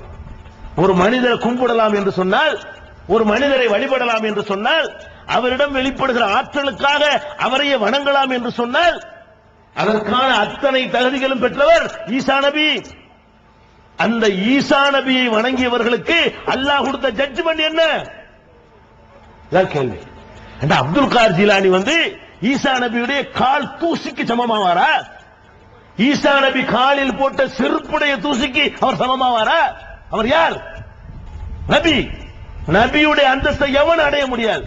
அப்ப ஈசா நபியை ஒருத்தன் வணங்குறான், அந்த மக்களுக்கு அல்லாஹ் சொல்றாங்க, லக்கது கஃபரல்லதீன காலு இன்னல்லாஹ ஹுவல் மஸீஹ் இப்னு மரியம், அல்லாஹ் தான் ஈசா, ஈசா தான் அல்லாஹ் எவன் சொன்னானோ அவர்கள் காபிராகி விட்டார்கள், இறை நிராகரிப்பாளர்கள் ஆக்கி விட்டார்கள். அல்லாஹ் சொல்றா இல்லையா? அப்ப அல்லாஹ்வுடைய தூதர் அவ்வளவு பெரிய அற்புதம் செய்து காட்டிய ஈசா நபி அவர்களை கடவுள் என்று சொன்னமே நரகத்துக்கு போவான்னு நீனும் சொல்ற. போய் கேள், உன்னுடைய கலந்தர் மஸ்தான்ட்ட போய் கேளு, உன்னை வழிகெடுக்கிற போலி உலமாக்கிட்ட போய் கேளு, உன்னை நரக படிகுலிக்கு தள்ளி தன்னுடைய பொருளாதாரத்தை வளர்த்து திரிகிறார்களே அவங்கள்ட்ட போய் கேளு. ஈசா நபி வணங்கியவர்களுடைய கதி என்னன்னு கேளு. நரகம்னு சொல்வாரா இல்லையா? கலந்தர் மஸ்தான்ட்ட போய் ஈசா நபி வணங்கினாங்களே அவங்களுக்கு என்ன கிடைக்கும் கேட்டா என்ன சொல்வாரு? நரகம் கிடைக்கும் பாரு. கஷ்டமான நேரத்தில் ஈசாவே என்று அழைக்கிறான், அவன் இங்க போவான்னு போய் கேளு, என்ன சொல்வார் இந்த போலி உலமா? நரகத்துக்கு போவான் பாரு. அப்ப ஈசா நபியை கூப்பிட்டா நரகம், அப்துல் கார் ஜிலானி கூப்பிட்டா சொர்க்கமா? ஏத்துக்கிறதா? லாஜிக் சரியா வருதா? இது உங்க அறிவுக்கு பொருந்துதா? இதை விட அவன் எவ்வளவு தேவையில்லைங்க. உங்களை விட அப்துல் கார் ஜிலானி நல்லவரா கெட்டவரான்னு அல்லாஹ் ஜட்ஜ் பண்ணி இனிமேல் பண்ண வேண்டும். அவர் பேர்ல சொல்ற கட்டுக்கதைக்கு ஆதாரம் இல்லை. ஈசா நபி நல்லவர் என்று இப்பவே நான் சொல்வேன். நீங்கள் சொல்ல யாரும் சொல்லி ஆக வேண்டும். அவருடைய அற்புதம் கட்டுக்கதை இல்லை, நடந்தது என்று அல்லாஹ் சொல்கிறான், படைத்த இறைவன் சொல்கிறான். அப்படிப்பட்ட ஒருத்தரை பார்த்து பிரமிச்சு தகப்பன் இல்லாம பிறந்ததை பார்த்துட்டு அல்லாஹ்வுடைய குமாரன் என்று சொன்னால் விட மாட்டேங்கிறான். சொல்லிருவியா நீ? எனக்கு புள்ளம்பியா? அல்லாஹ் கேட்கிறான். வானங்களும் பூமியும் வெடித்து சிதறுகிற வார்த்தையை இவர்கள் சொல்கிறார்கள். அல்லாஹ் சொல்றான், இவங்க சொல்ற அந்த வார்த்தை எனக்கு புள்ளங்கிறாங்களே, எப்படி சொல்றாங்க? அப்படி கொதிக்கிறான் அல்லாஹ். அப்ப ஈசா நபி அவர்களை இப்படி நினைத்தவர்களுடைய கதியை ஒரு பக்கம் பாருங்கள். அந்த ஈசா நபியை மறுமை நாள்ல அல்லாஹ் பிடிச்சு நிப்பாட்டுவான். அதான் முக்கியமான பாயிண்ட். நினைக்கிறீங்கல்ல, நம்ம ஷேக் அப்துல் கார் ஜிலானி நம்மள அப்படி கையை பிடிச்சி வாங்க, பொட்டல் புதுர் ஆட்கள்லாம் வாங்க, தனியா வாங்க, உங்களை கூட்டிட்டு போயிடுறேன் அப்படிதான் நினைக்கிறீங்க. அதுதான் இந்த கூத்து பண்றீங்க, அதுக்குதான் இந்த அக்கிரமத்தை செய்யறீங்க. அதுக்குதான் நரகத்தினுடைய படுகொலிக்கு போற அவ்வளவு வேலையும் செய்து கொண்டிருக்கிறீர்கள். ஈசா நபியை பற்றி அல்லாஹ் சொல்கிறான், இது கால அல்லாஹு யா ஈசா. இனிமே தான் நடக்க போகுது. இது நான் சொல்லக்கூடிய இந்த சம்பவம் இன்னும் நடக்கவில்லை. நம்மளை எல்லாம் அழித்த பிறகு, திரும்ப வந்த உலகத்தை எல்லாம் உயிர்ப்பிச்ச பிறகு, நம்ம எல்லாரும் மகசர்ல நிக்கிற நேரத்தில் நடக்கிற ஒரு காட்சி. அந்த காட்சி அல்லாஹ் நம்ம திருந்திக் கொள்வதற்காக முன்னாடியே சொல்லி தர்றான். நாளைக்கு நடக்க போறத இன்னைக்கு நமக்கு எடுத்து காட்டுறான்ல. சின்ன பிள்ளைக்கு கதை சொல்லி புரிய வைக்கும்ல, நேரடியா சொன்னா புரியுமான கூமுட்டையா இருக்கிறாங்க, கெடுக்கிறதுக்கு மஸ்தான்களா இருக்கிறாங்க, இவங்களுக்கு கதை மூலமா சொல்லுவோம் அப்படின்னு சொல்லி அல்லாஹ் என்ன சொல்றான்னு கேட்டா, இது கால அல்லாஹு, அல்லாஹ் சொல்ல இருக்கிறான், அதை நினைத்து பார். அல்லாஹ் கேட்க இருக்கிறான் மறுமை நாள்ல. எப்படி கேட்பான்? யா ஈசா இப்னு மரியம். குர்ஆன் வசன கதை இல்ல, நான் சொல்வது குர்ஆனுடைய வசனம். யா ஈசா இப்னு மரியம், மரியமுடைய மகன் ஈசாவே. அல்லாஹ் கூப்பிடுவானா மறுமை நாள்ல. நம்ம எல்லாம் நிப்போம், ஈசாவும் நிப்பாரு. ஓய் யார் அந்த மரியமுடைய மகன்? வா. அல்லாஹ் கூப்பிடுவான். யார் அந்த மரியம் மகன்? ஈசாவே, வா. வந்துருவாரு. அல்லாஹ் கேட்பான், அந்த குல்தலின்னாஸ், நீதான் மக்களுக்கு சொன்னாயா? அவர்கிட்ட விசாரணை நடக்குது. எல்லாரும் வச்சுக்கிட்டு எல்லாரும் பார்க்கிற விதமாக விசாரணை நடக்குது. எப்படி நடக்குது? அந்த குல்தலின்னாஸ், இந்த மக்களுக்கு எல்லாம் நீ தான் சொன்னியா?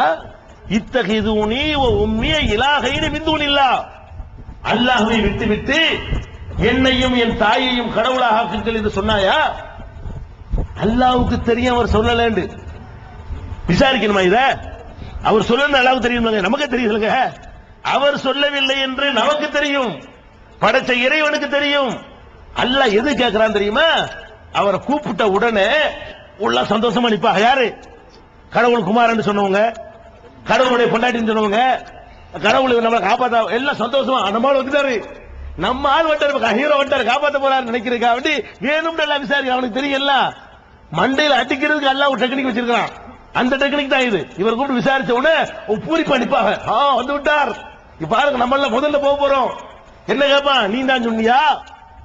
அவர் சொல்லுவாரு, சுப்ஹானக யா அல்லாஹ், நீ எந்த குறையும் இல்லாத நீ தூய்மையானவன். நான் எப்படி சொல்லுவேன்? யகூனலி அன் அகூல மாலை ஸலீபி ஹக்கின், எனக்கு தகுதி இல்லாத ஒன்றை நான் எப்படி சொல்லுவேன்ல? என்னைய வணங்க நான் சொல்லுவேனா? என்னைய கடவுளாக்கு நான் சொல்லுவேனா? எனக்கு சைதா செய்யன்னு சொல்லுவேனா? என்னை கும்பிடுன்னு சொல்லுவேனா? எனக்கு நேர்ச்சை பண்ணுன்னு சொல்லுவேனா? எனக்கு பாத்தியாவுன்னு சொல்லுவேனா? என்னிடத்துல துஆ செய்ய நான் சொல்லுவேனா? எல்லாம் அர்த்தம். என்னைய கடவுளாக்கும்படி நான் எப்படி, எனக்கு தகுதி இல்லாத ஒன்றை நான் எப்படி எல்லாம் சொல்லுவேன் என்று கேட்கிறியே? அவர் சொல்றாரு, பரிதாபமா சொல்றாரு. அவர் எப்படி சொல்றாரு? அதனால நாளைக்கு நடக்க போற காட்சியை அல்லாஹ் இப்ப எடுத்து காட்டுறான். மாய கூனுலி அன்னகூன மாலை ஸலீபி ஹக்கின், எனக்கு தகுதி இல்லாத ஒன்றை நான் இப்படி எல்லாம் சொல்லி இருப்பேன். மறுபடியும் கவுண்டர் கொடுக்கிறாரு. இன் குந்து குல்துஹு, நான் சொல்லி இருந்தா பக்கத்து அலிம்த உனக்கு தான் தெரியுமே என்று கேட்கணுமா? நான் சொல்லி இருந்தது உனக்கே தெரியுமே. அப்புறம் கேட்கிறாரு, அம்மா தெரியத்தான் ஏன் கேட்கிறான் விலங்கலையே. மறுபடியும் கவுண்டர் கொடுக்கிறாரு. தாழ்வு மாபி நப்சி வல ஆளவு மாபி நப்சிக்க. யா அல்லாஹ், என் மனசுல உள்ளது உனக்கு தெரியும், உன் மனசுல உனக்கு தெரியும், ஏன் கேட்கிறேன் விலங்கலையே. நான் செய்யலன்னு உனக்கு தெரியும், நான் இந்த பாவத்துக்கு சம்பந்தம் இல்லாதவன் தெரியும், நான் உன்னைய வணங்க முடியாது. என்ன சொன்னேன்?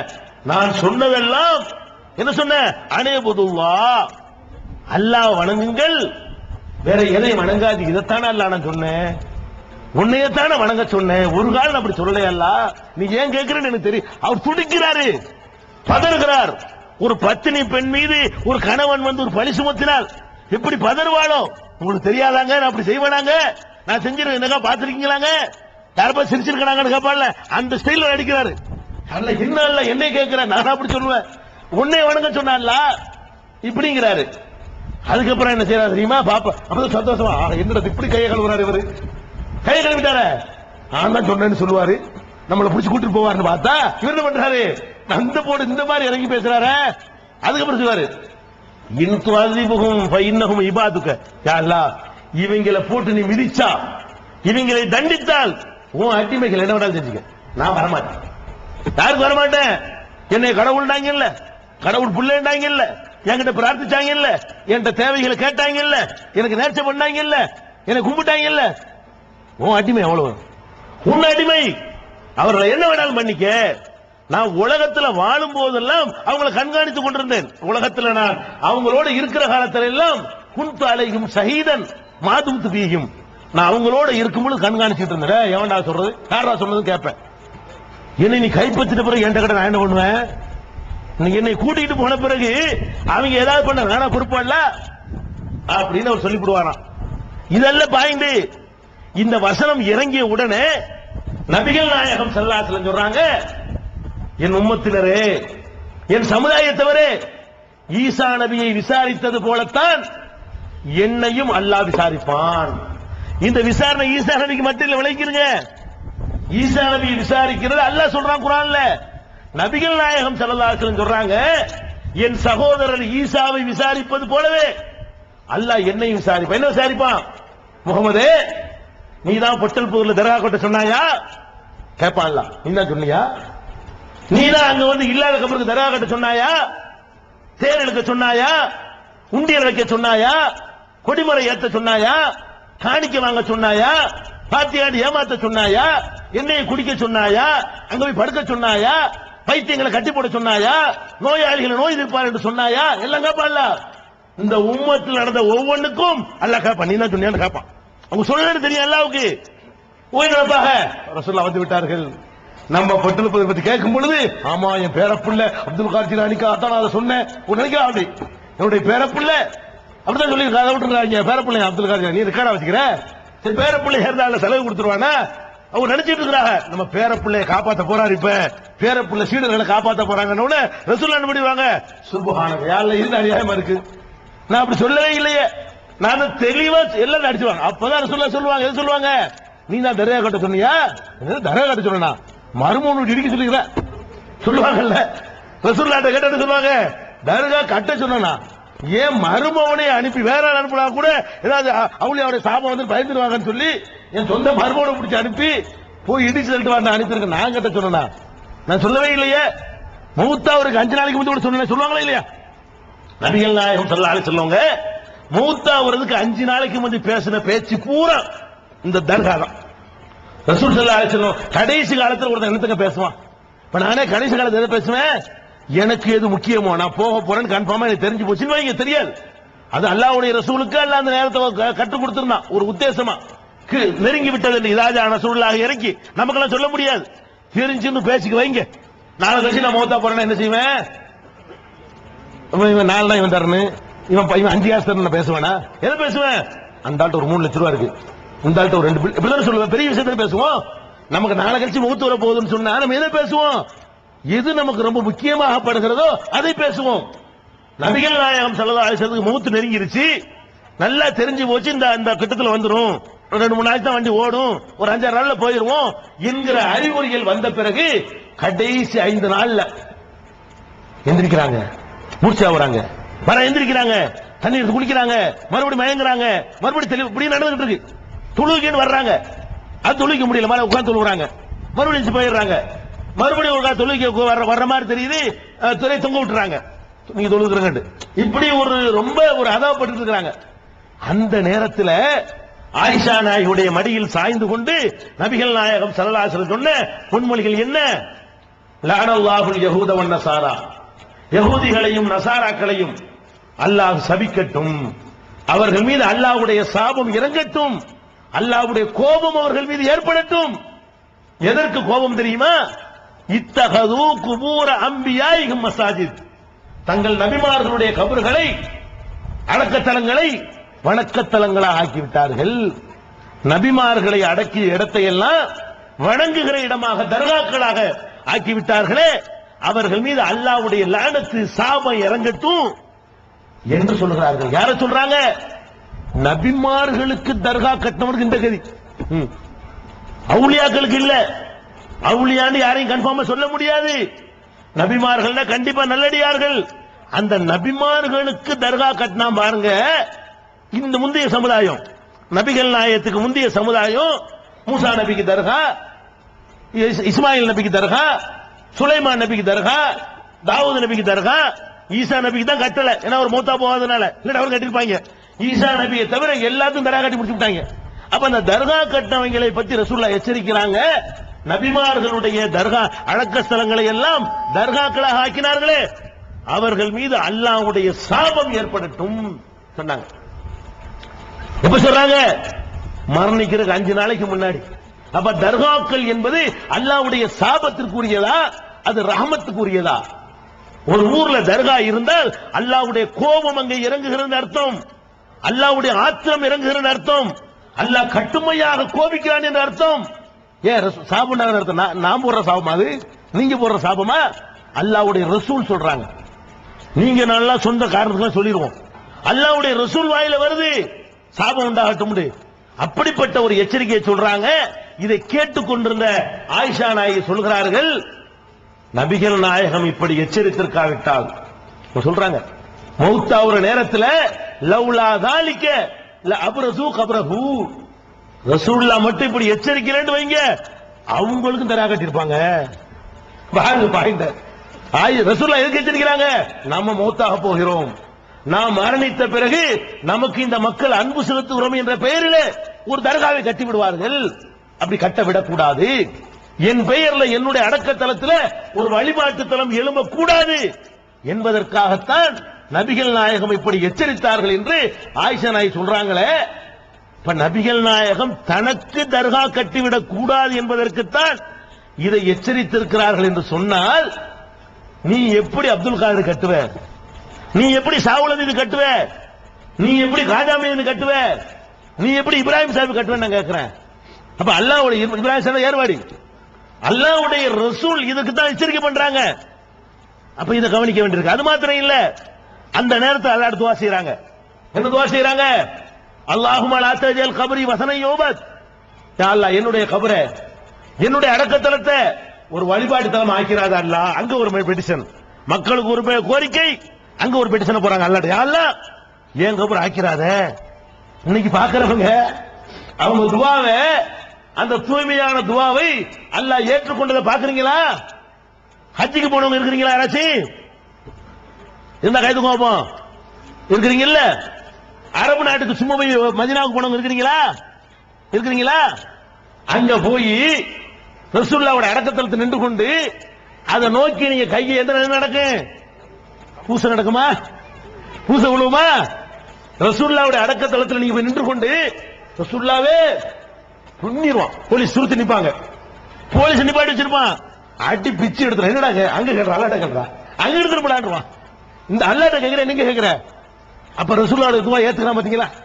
என்னுடைய அடக்கத்தலத்தை அல்லாஹ் வணக்கத்தலமா ஆக்காதேன்டாங்க. எவனாச்சும் ஆக்குனா அடிதான் கிடைக்கும். ஏன் அடி கிடைக்குது? பொட்டல் புதூர் சகோதரர்களே, சிந்தித்து பார்க்க வேண்டும். உங்களுக்கு தாய்மொழி அரபி இல்லை, உங்களுக்கு தெரியாது. அவன் தாய்மொழி அரபி, அவன் இந்த ஹதீஸை படிக்கிறான். எதுக்கு அடிக்கிறான்?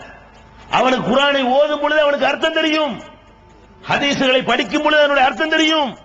இந்த உலமாக்கள் உங்களுக்கு குர்ஆனை தராமல் ஏமாற்றிக் கொண்டிருந்தார்கள், உங்களுக்கு தெரியாது.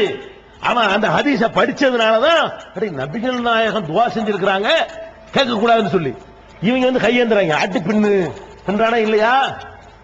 அப்ப இந்த அந்த இடத்துல அல்லாஹ் காப்பாத்துறான். என்னுடைய சரி, நபிகள் நாயகத்தினுடைய அந்த தர்காவுல அடக்கம் பண்ண இடத்துல சந்தன கூட நடக்குதா? நடக்குதாங்க? ஹஜ்ஜுக்கு போனவங்க சொல்லுங்க. இல்ல இல்ல. அப்ப நபிகள் நாயகம் அடக்கப்பட்ட இடத்துல சந்தன கூடு இல்லை. அவர்கள் அடக்கம் செய்யப்பட்ட அந்த கபரின் மீது சந்தனம் பூசுவது கிடையாது. அங்க கொண்டு போய் காணிக்கை செலுத்துவது கிடையாது.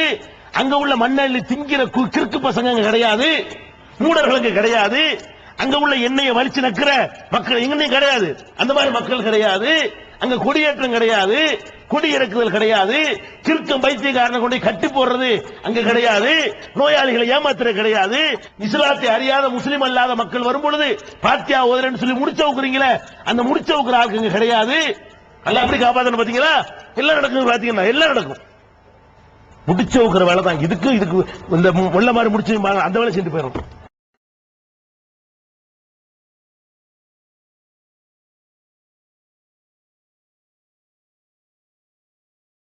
இஸ்லாத்தை அறியாத முஸ்லீம் அல்லாத மக்கள் வரும் பொழுது பாத்தியா ஓதுறேன்னு சொல்லி முடிச்ச வைக்கிறீங்களே, அந்த முடிச்ச வைக்கிற ஆளுக்கு அங்க கிடையாது.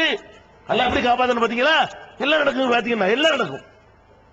முடிச்ச வைக்கிற வேலை தான். இதுக்கு இந்த முள்ள மாதிரி முடிச்சு அந்த வேலை செஞ்சு போயிடும். மார்க்கத்தின் பெயரால் இப்படி மக்களை ஏமாத்துறதுக்கு கொதிச்சு போய் தான் சொல்லுகிறோம். இதுக்கு தான் ஊர்ணிக்கமா? அப்ப நபிகள் நாயகம் ஸல்லல்லாஹு அலைஹி வஸல்லமுடைய அந்த அடக்கத்தலத்தை அல்லாஹ் அப்படி காப்பாத்தி வச்சுக்கிறான் துஆவுனால. நம்மளுக்கு சொன்னாங்க லா தஜவுலு கப்ரி ஈதா, என்னுடைய கபரை ஈதாக பெருநாளாக ஆக்கிறாதீங்க. என்னுடைய கபரை ஈதுனா பெருநாள் உங்களுக்கு தெரியுமா அர்த்தம்? ஈது பெருநாள்ங்கிறீங்க இல்லங்க. லா தஜவுலு கப்ரி ஈதா, என்னுடைய கபரை ஈதாக்கிறாதீங்க, பெருநாள் ஆக்கிறாதீங்க. விழா கிடையாது, நபிகள் நாயகத்துக்கு நினைவு நாள் கிடையாது, அவங்களுக்கு பிறந்த நாள் கிடையாது, அவங்க பேரை சொல்லி எந்த ஒரு விழாவும் கிடையாது, கூடாது. இப்படி எல்லாம் பெருமானார் ஸல்லல்லாஹு அலைஹி வஸல்லம் அவர்கள் கடுமையான முறையில எச்சரித்து சென்ற ஒரு காரியத்தை நீங்க செய்றீங்களே, அங்க எடுத்து விடுவாங்க ரசூலுல்லாஹ்.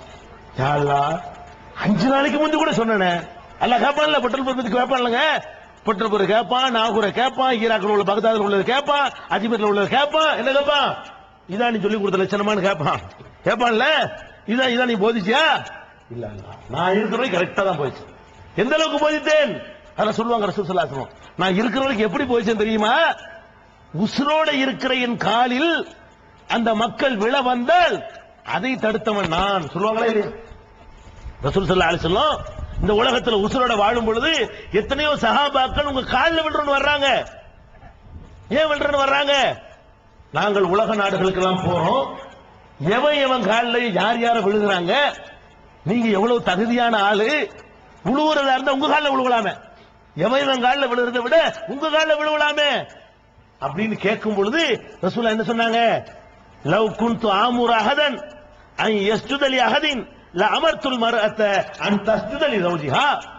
ஒரு மனிதன் இன்னொரு மனிதனுக்கு சஜிதா செய்யலாம், காலில் விழலாம், சாஷ்டாங்கம் செய்யலாம் என்று நான் அனுமதிப்பதாக இருந்தால், இதை நான் அனுமதிப்பதாக இருந்தால் கணவன் காலில் மனைவியை விட சொல்லியிருப்பேன். அதையே தடுத்தவன் நான் சொல்றாங்க. ஏன் அதை கணவன் மனைவி உதாரணம் காட்டுறாங்கன்னு கேட்டா, கணவன் காலில் மனைவி விழுதல் என்பது உலகத்தில் எல்லா மக்களும் அது பெரிய சரி கண்டு கொண்டிருந்தார்கள். உலகம் பூரா தொன்று தொட்டு நிலை வந்த இந்த பழக்கத்தை ஒழிச்சு கட்டினவன்னா கூடும், அதை செஞ்சிருப்பையா? உலகம் எல்லாம் எதை சரின்னு சொல்லுதோ அதை செஞ்சிருப்பேன். உலகமே சொல்லுது பொம்பளை புருஷங்கால விழணும்னு சொல்லி, அத உடைச்சி எறிஞ்ச ஏமார்க்கத்தில் எங்கால உழுவியா நீ என்று தடுத்தார்களே. நீங்கள் தர்காவில் போய் விழுவுறீங்களா? உசுரோட இருக்கிற அல்லாஹ்வுடைய ரசூலுக்கு மேலே அந்த தர்கா, இந்த கபரு, இந்த சிமெண்ட், இந்த சுண்ணாம்பு, இந்த கட்டடம், இது உசுரோட இருந்தாங்களே, நறுமணம் கமழ்ந்தார்களே, அல்லாஹ்வுடைய அந்த பார்த்தாலே ஒரு பரவசம் கிடைக்குமே, அதுக்கு மேலேயாங்க இதெல்லாம். அல்லாஹ்வுடைய தூதர் தடுத்த ஒரு காரியத்தை செய்றீங்களே என்று சொல்லுவாங்க மறுமையில. முகமதே, நீ தான் இதெல்லாம் சொல்லி கொடுத்தியா? ஷேகுமார் காலில் விட சொன்னியா? தர்காவில் கும்பிட சொன்னியா? நத்தியை கொண்டு வைக்க சொன்னியா? நீ கேக்குறீங்க அவுலியா அமீதுன்னு. மக்கா காபிரோட இப்படி செஞ்சதில்ல. மக்கா காபிர் சுப்ஹானல்லாஹ், மக்காவில் உள்ள காபிர் இருந்தானுங்க, அவன் கூட இணை வைத்தான். மக்காவில் உள்ள காபிர் என்ன அல்லாஹ்வுக்கு இணை வைத்தான்.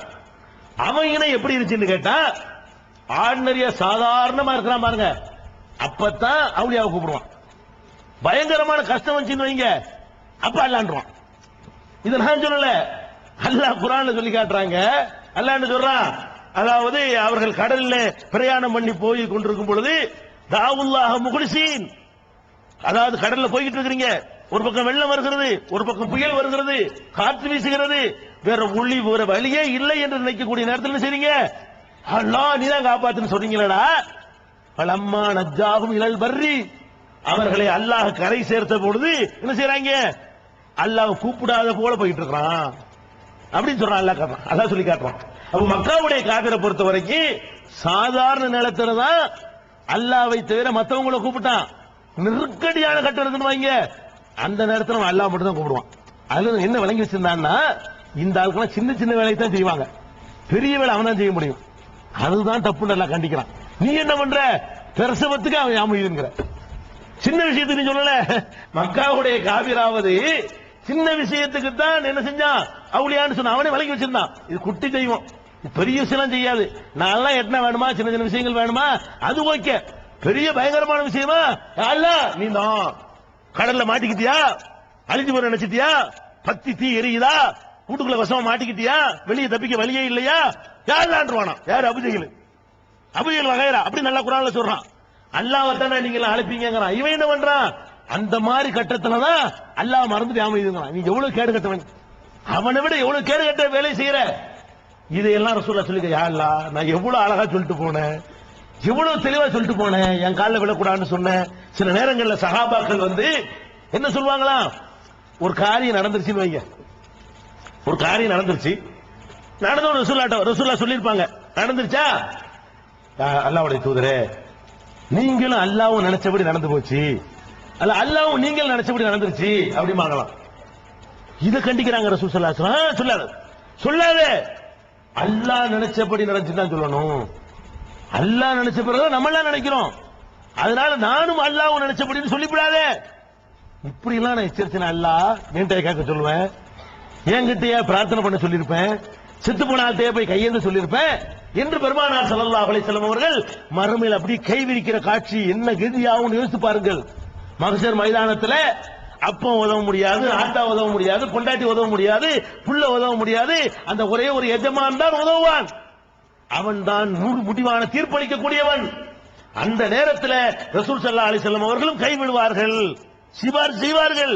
கண்டிப்பா இவனுக்கு கிடையாது, சிபாரிசு உண்டு. யாருக்கு உண்டு? சின்ன சின்ன பாவங்கள் செய்தவர்களுக்கு சிபாரிசு உண்டுங்க. ரசூலுல்லாஹ் சிபாரிசை நாங்கள் மறுக்கவில்லை.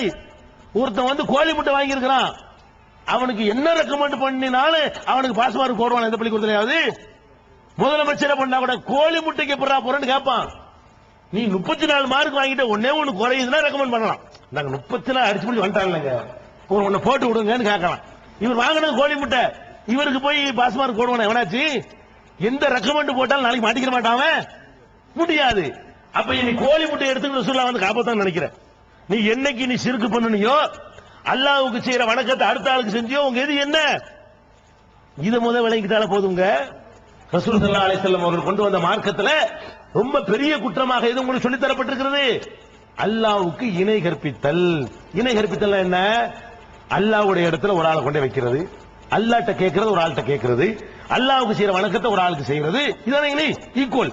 இதைனா ஈக்குவல், அல்லாஹ்வுக்கு ஈக்குவலா கருதுறதுக்கு இதுதான் பெரிய பயங்கரமான குற்றம். இந்த குற்றத்தினுடைய விலை என்ன தெரியுமா?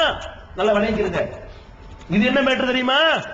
அல்லாஹ்வை வைக்கிற இடத்திலே ஒரு மனுஷனையோ நாயையோ கழுதையோ மரத்தையோ மட்டையோ சூரியனையோ சந்திரனையோ எதையாவது நீ வைத்தால் அதனுடைய கதி என்ன தெரியுமா? லைன் அஷ்ரக்த லயஹபதன்ன அமலுக, நீ இணை கற்பித்து விட்டால் உன்னுடைய நல்லறங்கள் அழியும்.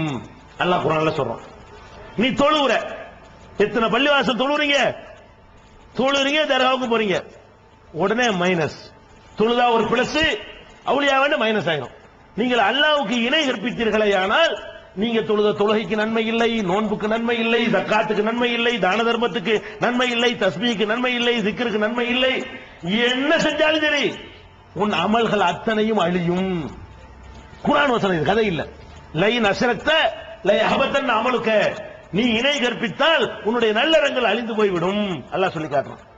இன்னொரு இடத்துல அல்லாஹ் சொல்லி காட்டுகிறான், வலவ் அஷ்ரகு லஹபித அன்ஹும் மா கானூ யஅமலூன், அவர்கள் இணை கற்பிப்பார்களானால் அவர்கள் செய்த நல்லறங்கள் யாவும் அழிந்து போய்விடும்.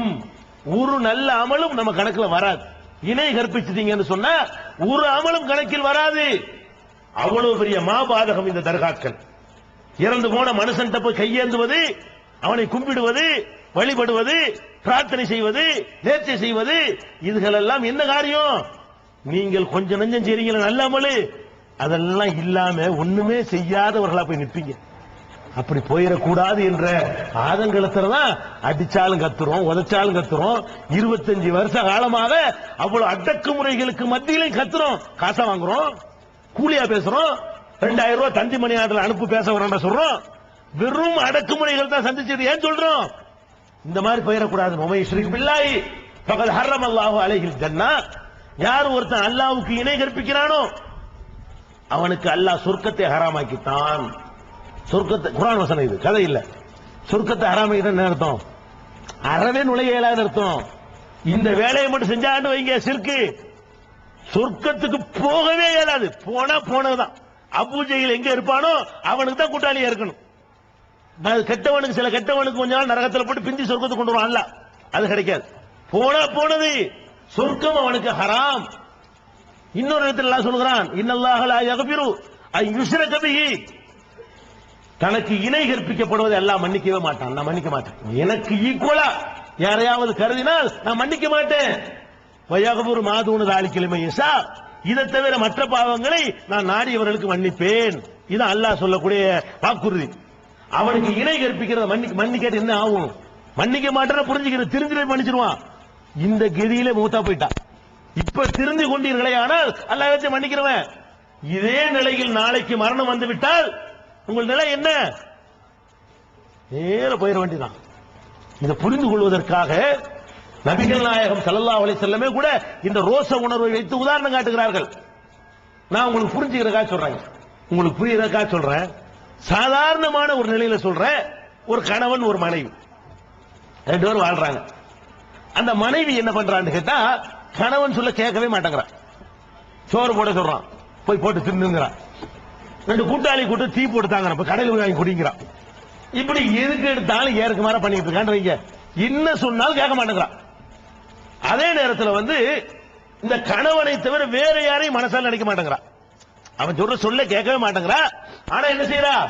அந்த குடும்ப வாழ்க்கை, இந்த தாம்பத்திய சுகத்தை பொறுத்த வரைக்கும் அவன் தான் அதுக்கு உரியவன், வேற யாரும் இல்லைன்னு நினைக்கிறான். ஒருத்தி இன்னொரு பொண்டாட்டி இருக்கிறான். இன்னொருத்தனுக்கு டீ கேட்டா ஓவல் கொண்டு வர்றான், சோறு கேட்டா பிரியாணி கொண்டு வர்றான், பாய் கேட்டா மெத்தையை கொண்டு வர்றான்.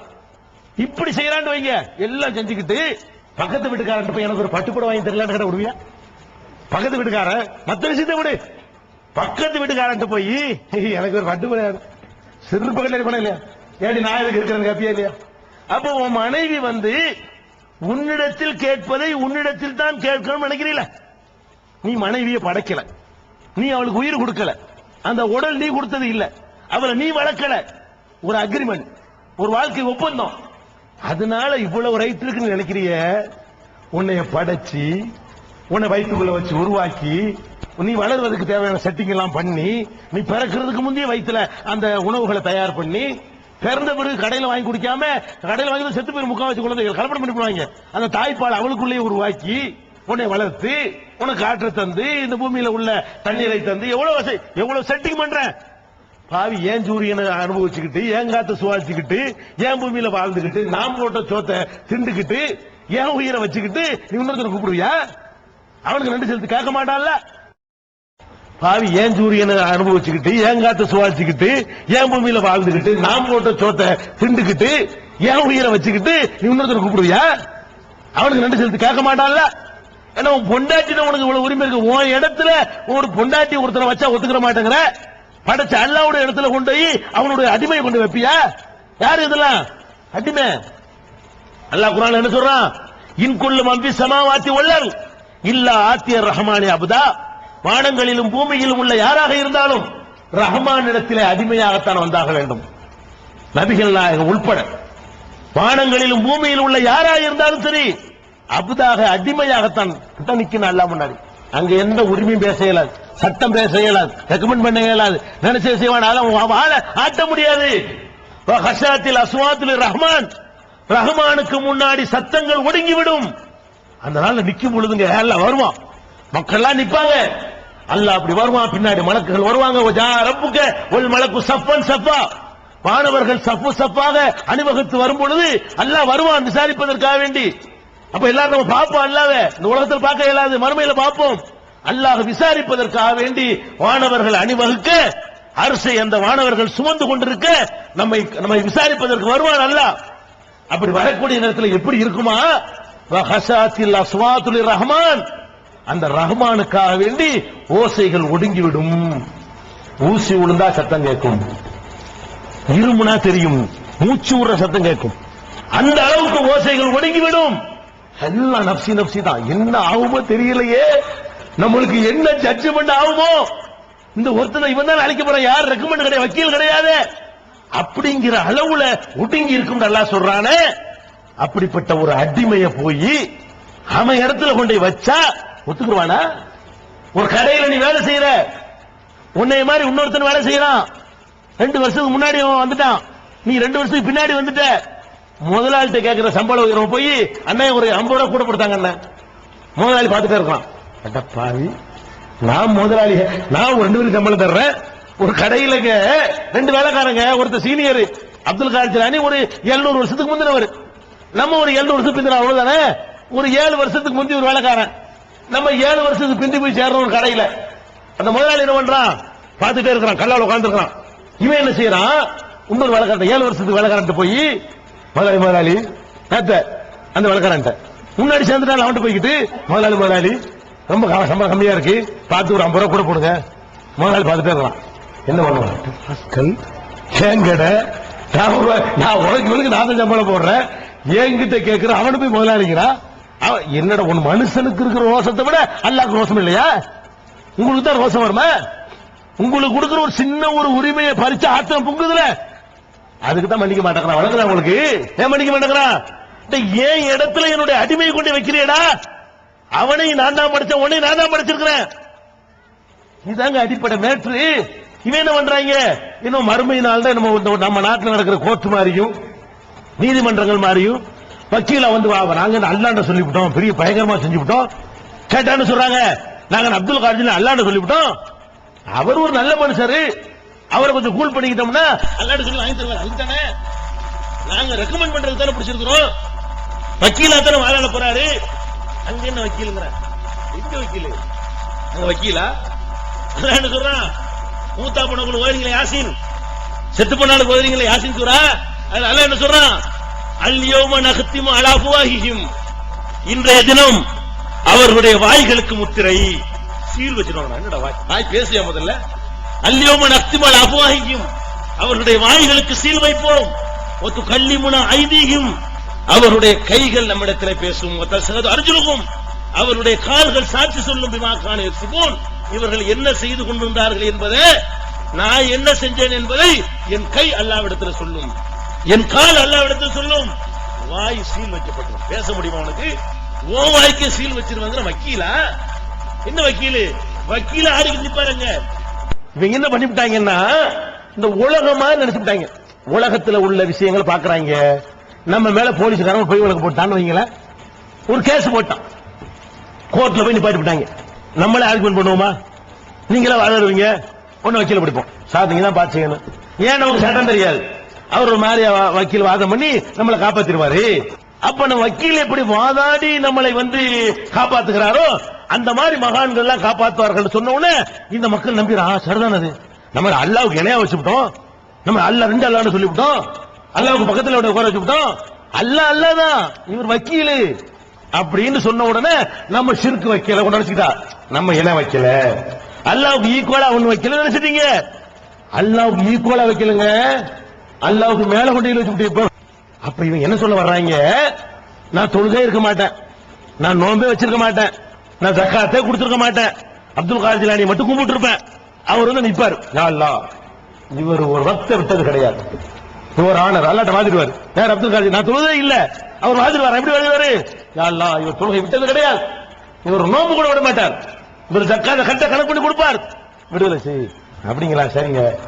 அப்படியா, அடே நான் தொழுதா தொழுவலையான்னு அவனுக்கு தெரியுமா தெரியாதா? நான் நோம்பு வச்சனா வைக்கலன்னு அவனுக்கு தெரியுமா? வக்கீலுக்கு என்ன வேலைங்கிறேன். நீதிபதிக்கு வேலை என்னன்னா, நீதிபதிக்கு நான் செஞ்சனா செய்யலான்னு தெரியாது மனுஷன். நான் கொலை செஞ்சவனுக்கு தெரியுமா, நான் கொலை செய்யலன்னு தெரியுமா, என் மேல போட்ட வழக்கு உண்மைன்னு அவனுக்கு தெரியுமா, பொய்ன்னு தெரியுமா? ஒண்ணும் தெரியாது. அப்ப என்ன பண்ண வேண்டி இருக்குது, உங்களை மாதிரி ஆட்களை வக்கீல வச்சு விசாரிச்சுதான், சாட்சியத்தை வச்சு, பேப்பரை வச்சு, எவிடன்ஸ் வச்சு, விட்னஸ்களை வைத்து ஒரு முடிவுக்கு வர நிலையில் அவன் இருக்கிறான். அவன் அப்படியா, அவனு பாத்துக்கிட்டு இருக்கிறான். பார்த்துட்டு இருக்கு 10 சொல்லிட்டு எழுதுறதுக்கு 2 வண்டி வச்சுக்கிறான். எழுதுறதுக்கு குடிஞ்சா எழுதுறாரு, உட்காந்தா எழுதுறாரு, சிரிச்சா எழுதுறாரு, அழுதா எழுதுறதுக்கு ரெக்கார்டு வேற. அவன் ஒரு பக்கம் பார்த்துட்டு இருக்கிறான், பேப்பர்ல ஒரு எழுதுறான். போனவனு அல்ல என்ன செய்வானா, புர்ரா புஸ்தகம் எக்கரா கிதாபக இந்தாடா புர்ரா புர்ரா பேப்பரை கபாபி நப்சிக்கல் யௌம அலைக ஹசீபா, உன் கணக்கு நீனே பாத்துக்கடான்றான்ல. அங்க என்ன விசாரணை நடக்குங்கிறீங்களா? ஜட்ஜ்மெண்ட் தான் நடக்கும். அங்க குற்றப்பத்திரிகை தாக்கல் பண்ணி அங்க ஆர்குமெண்ட் நடக்காது. இவன் என்ன செய்யறான்னு கேட்டா, அல்லாவை ஏமாத்தலாம் என்று நினைக்கிறான். அதன் அர்த்தம் வக்கீல் என்று சொன்னால் அல்லாவை ஏமாத்தப்படுறான். இவர் வந்து நம்ம செஞ்ச தப்பையெல்லாம் அல்லாஹ் கண்ணுல மண்ணு தூவிட்டு, அல்லாஹ் கண்ணுல முலாப்படி தூக்கி விட்டு நம்மள நல்லவேன்னு சொல்லி அல்லாஹ் ஆக்கிடுவார்னா, நீ அல்லாவை விட அவர் திறமையான ஒத்துக்கிறே இல்லையா? நீ இணை கற்பிக்கலப்பா, அல்லாவுக்கு மேல கொண்டு வச்சுட்ட, அவன் அந்த பாச்சா பழிக்காது. இப்ப அல்லாஹ் இடத்துல துவா செய்யறையா, அல்லாஹ் எனக்கு வைத்த வழி, அல்லாஹ் எனக்கு ஆம்பளை பிள்ளை கூட இல்ல, நான் வறுமையில் இருக்க பணத்தை கூட இல்லான்னு கேட்கிறேன். அல்ல அப்படி எட்டி பார்த்து விட்டு வேற புதுசா இருக்கிறான் நான் பார்த்து அப்படி சொல்லுவானல்ல, நீ யாரா நீ, உன்னை நான் பார்த்து யாரை கூட்டு வர சொல்லுவானல்ல. அடே அல்லாஹ்விடத்தில் நான் கேட்டால் அல்லாஹ்வுக்கு எனக்கு தெரியுமா தெரியாதா, எதுக்கு சிபாரிசுக்கு ஆளுங்கிறேன். அப்ப அல்லாஹ்வுக்கு போய் என்னை பத்தி அவர் சொல்லிக் கொடுப்பாருன்னா அல்லாஹ்வோட விவரமானவர் அவரு. இன்னும் நீங்க நினைச்சு அல்லாஹ்வை மனுஷனை உண்டாக்குறீங்களா? மனிதனுக்கு இருக்கிற மூளை தான் அல்லாஹ்வுக்கு இருக்குமா? உனக்கு இருக்கிற அறிவு தான் அல்லாஹ்வுக்கு இருக்குமா? உனக்கு இருக்கிற ஆற்றல் தான் அல்லாஹ்வுக்கு இருக்குமா?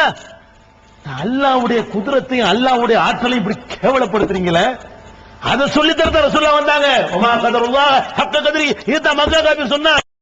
மக்கா காஃபிர் ஒண்ணு அந்த சிலைகள் அல்லாஹ்னு சொல்லவே கிடையாது. மக்கா காஃபிர் இருந்தானே சிலை வணங்கினா நீங்க சொல்றீங்க.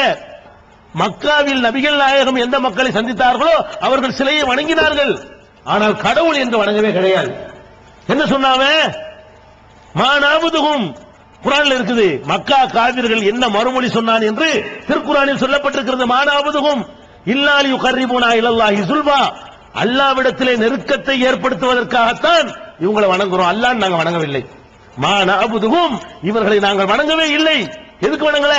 இல்லாலி யுகர்ரிபுனா இலல்லாஹி சுல்பா, அல்லாஹ்விடத்திலே நெருக்கத்தை ஏற்படுத்துவார்கள், அதுக்கு தான் வணங்குறோம். இவங்களை நாங்கள் வணங்கினால் அல்லாஹ்ட்ட வாங்கி தருவார்கள். அபூஜஹல் சொன்னான் இதை. என்ன சொன்னா? நாங்க கடவுள் என்று சொல்லவில்லை. இன்னும் சொல்லி காட்டுறான், ஹாவுலாய் சுஃபாவுனா இந்தல்லாஹ், இந்த பெரியார்கள் எல்லாம் எங்களுக்காக அல்லாஹ்விடத்திலே சுஃபாக்கள் சிபார் செய்வார்கள். சுஃபான ரெக்கமெண்ட் பண்ணுவார்கள், பரிந்துரை செய்வார்கள், அதுக்கு தான் வணங்கணும்னு சொல்றான். அதே நேரத்தில் மக்கா காபிர் சொன்னான், வானத்தை படைச்சது யார் அப்படின்னு கேட்டா அல்லாஹ்னு சொன்னான். பூமியை படைச்சது யார்?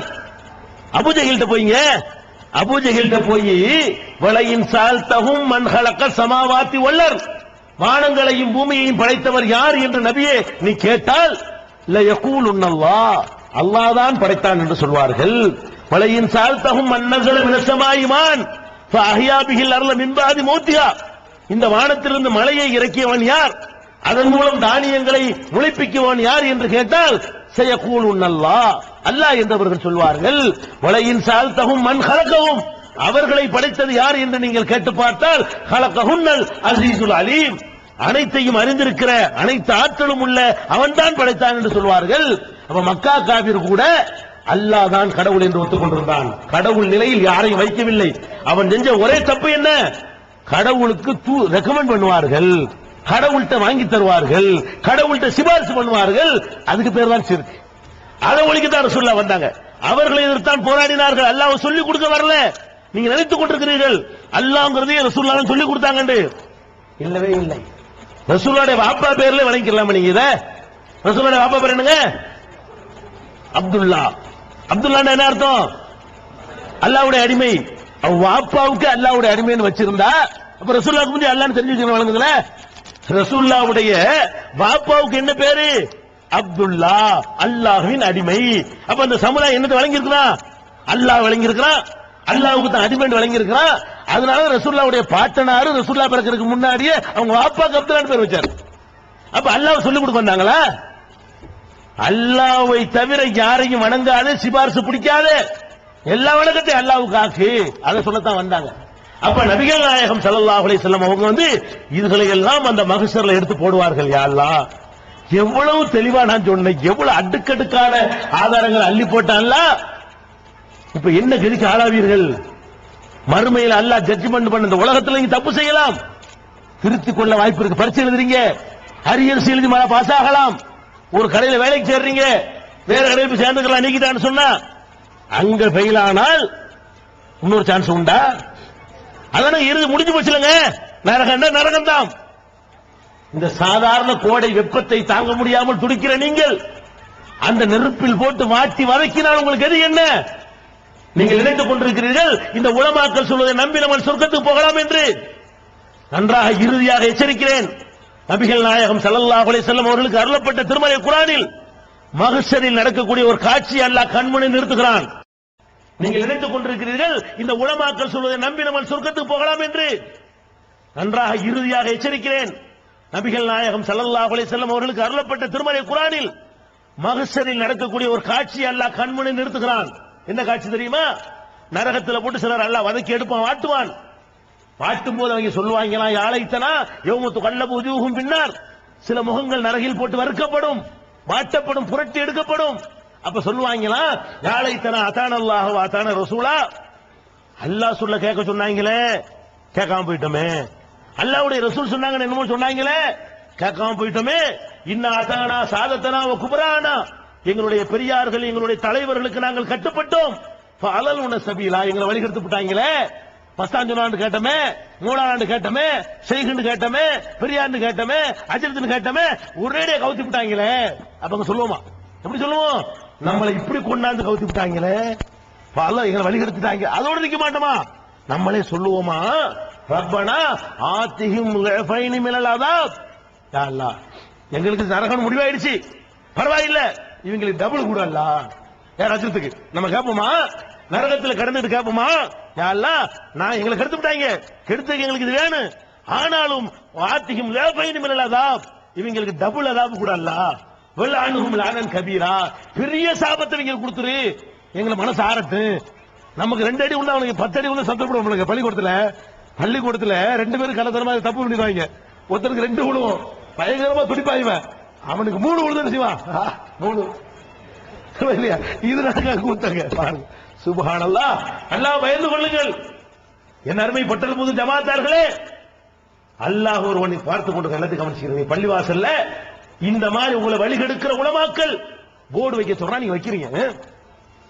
உங்களை வழிகெடுக்கிற உலமாக்கள் உங்களை இன்னும் நரகப்படுகொடியில் ஆழமாக அடித்தட்டில் தள்ளுவதற்காக அவன் பள்ளிவாசலுக்கு வரக்கூடாது, இவன் பள்ளிவாசலுக்கு வரக்கூடாது என்று எழுத சொல்கிறான். நீங்க எழுதுகிறீர்கள். போடு தோப்பு கர்ணம் என்கிறான், எண்ணிக்கொள்ள என்கிறீர்கள். சிந்திக்க மாட்டீர்களா?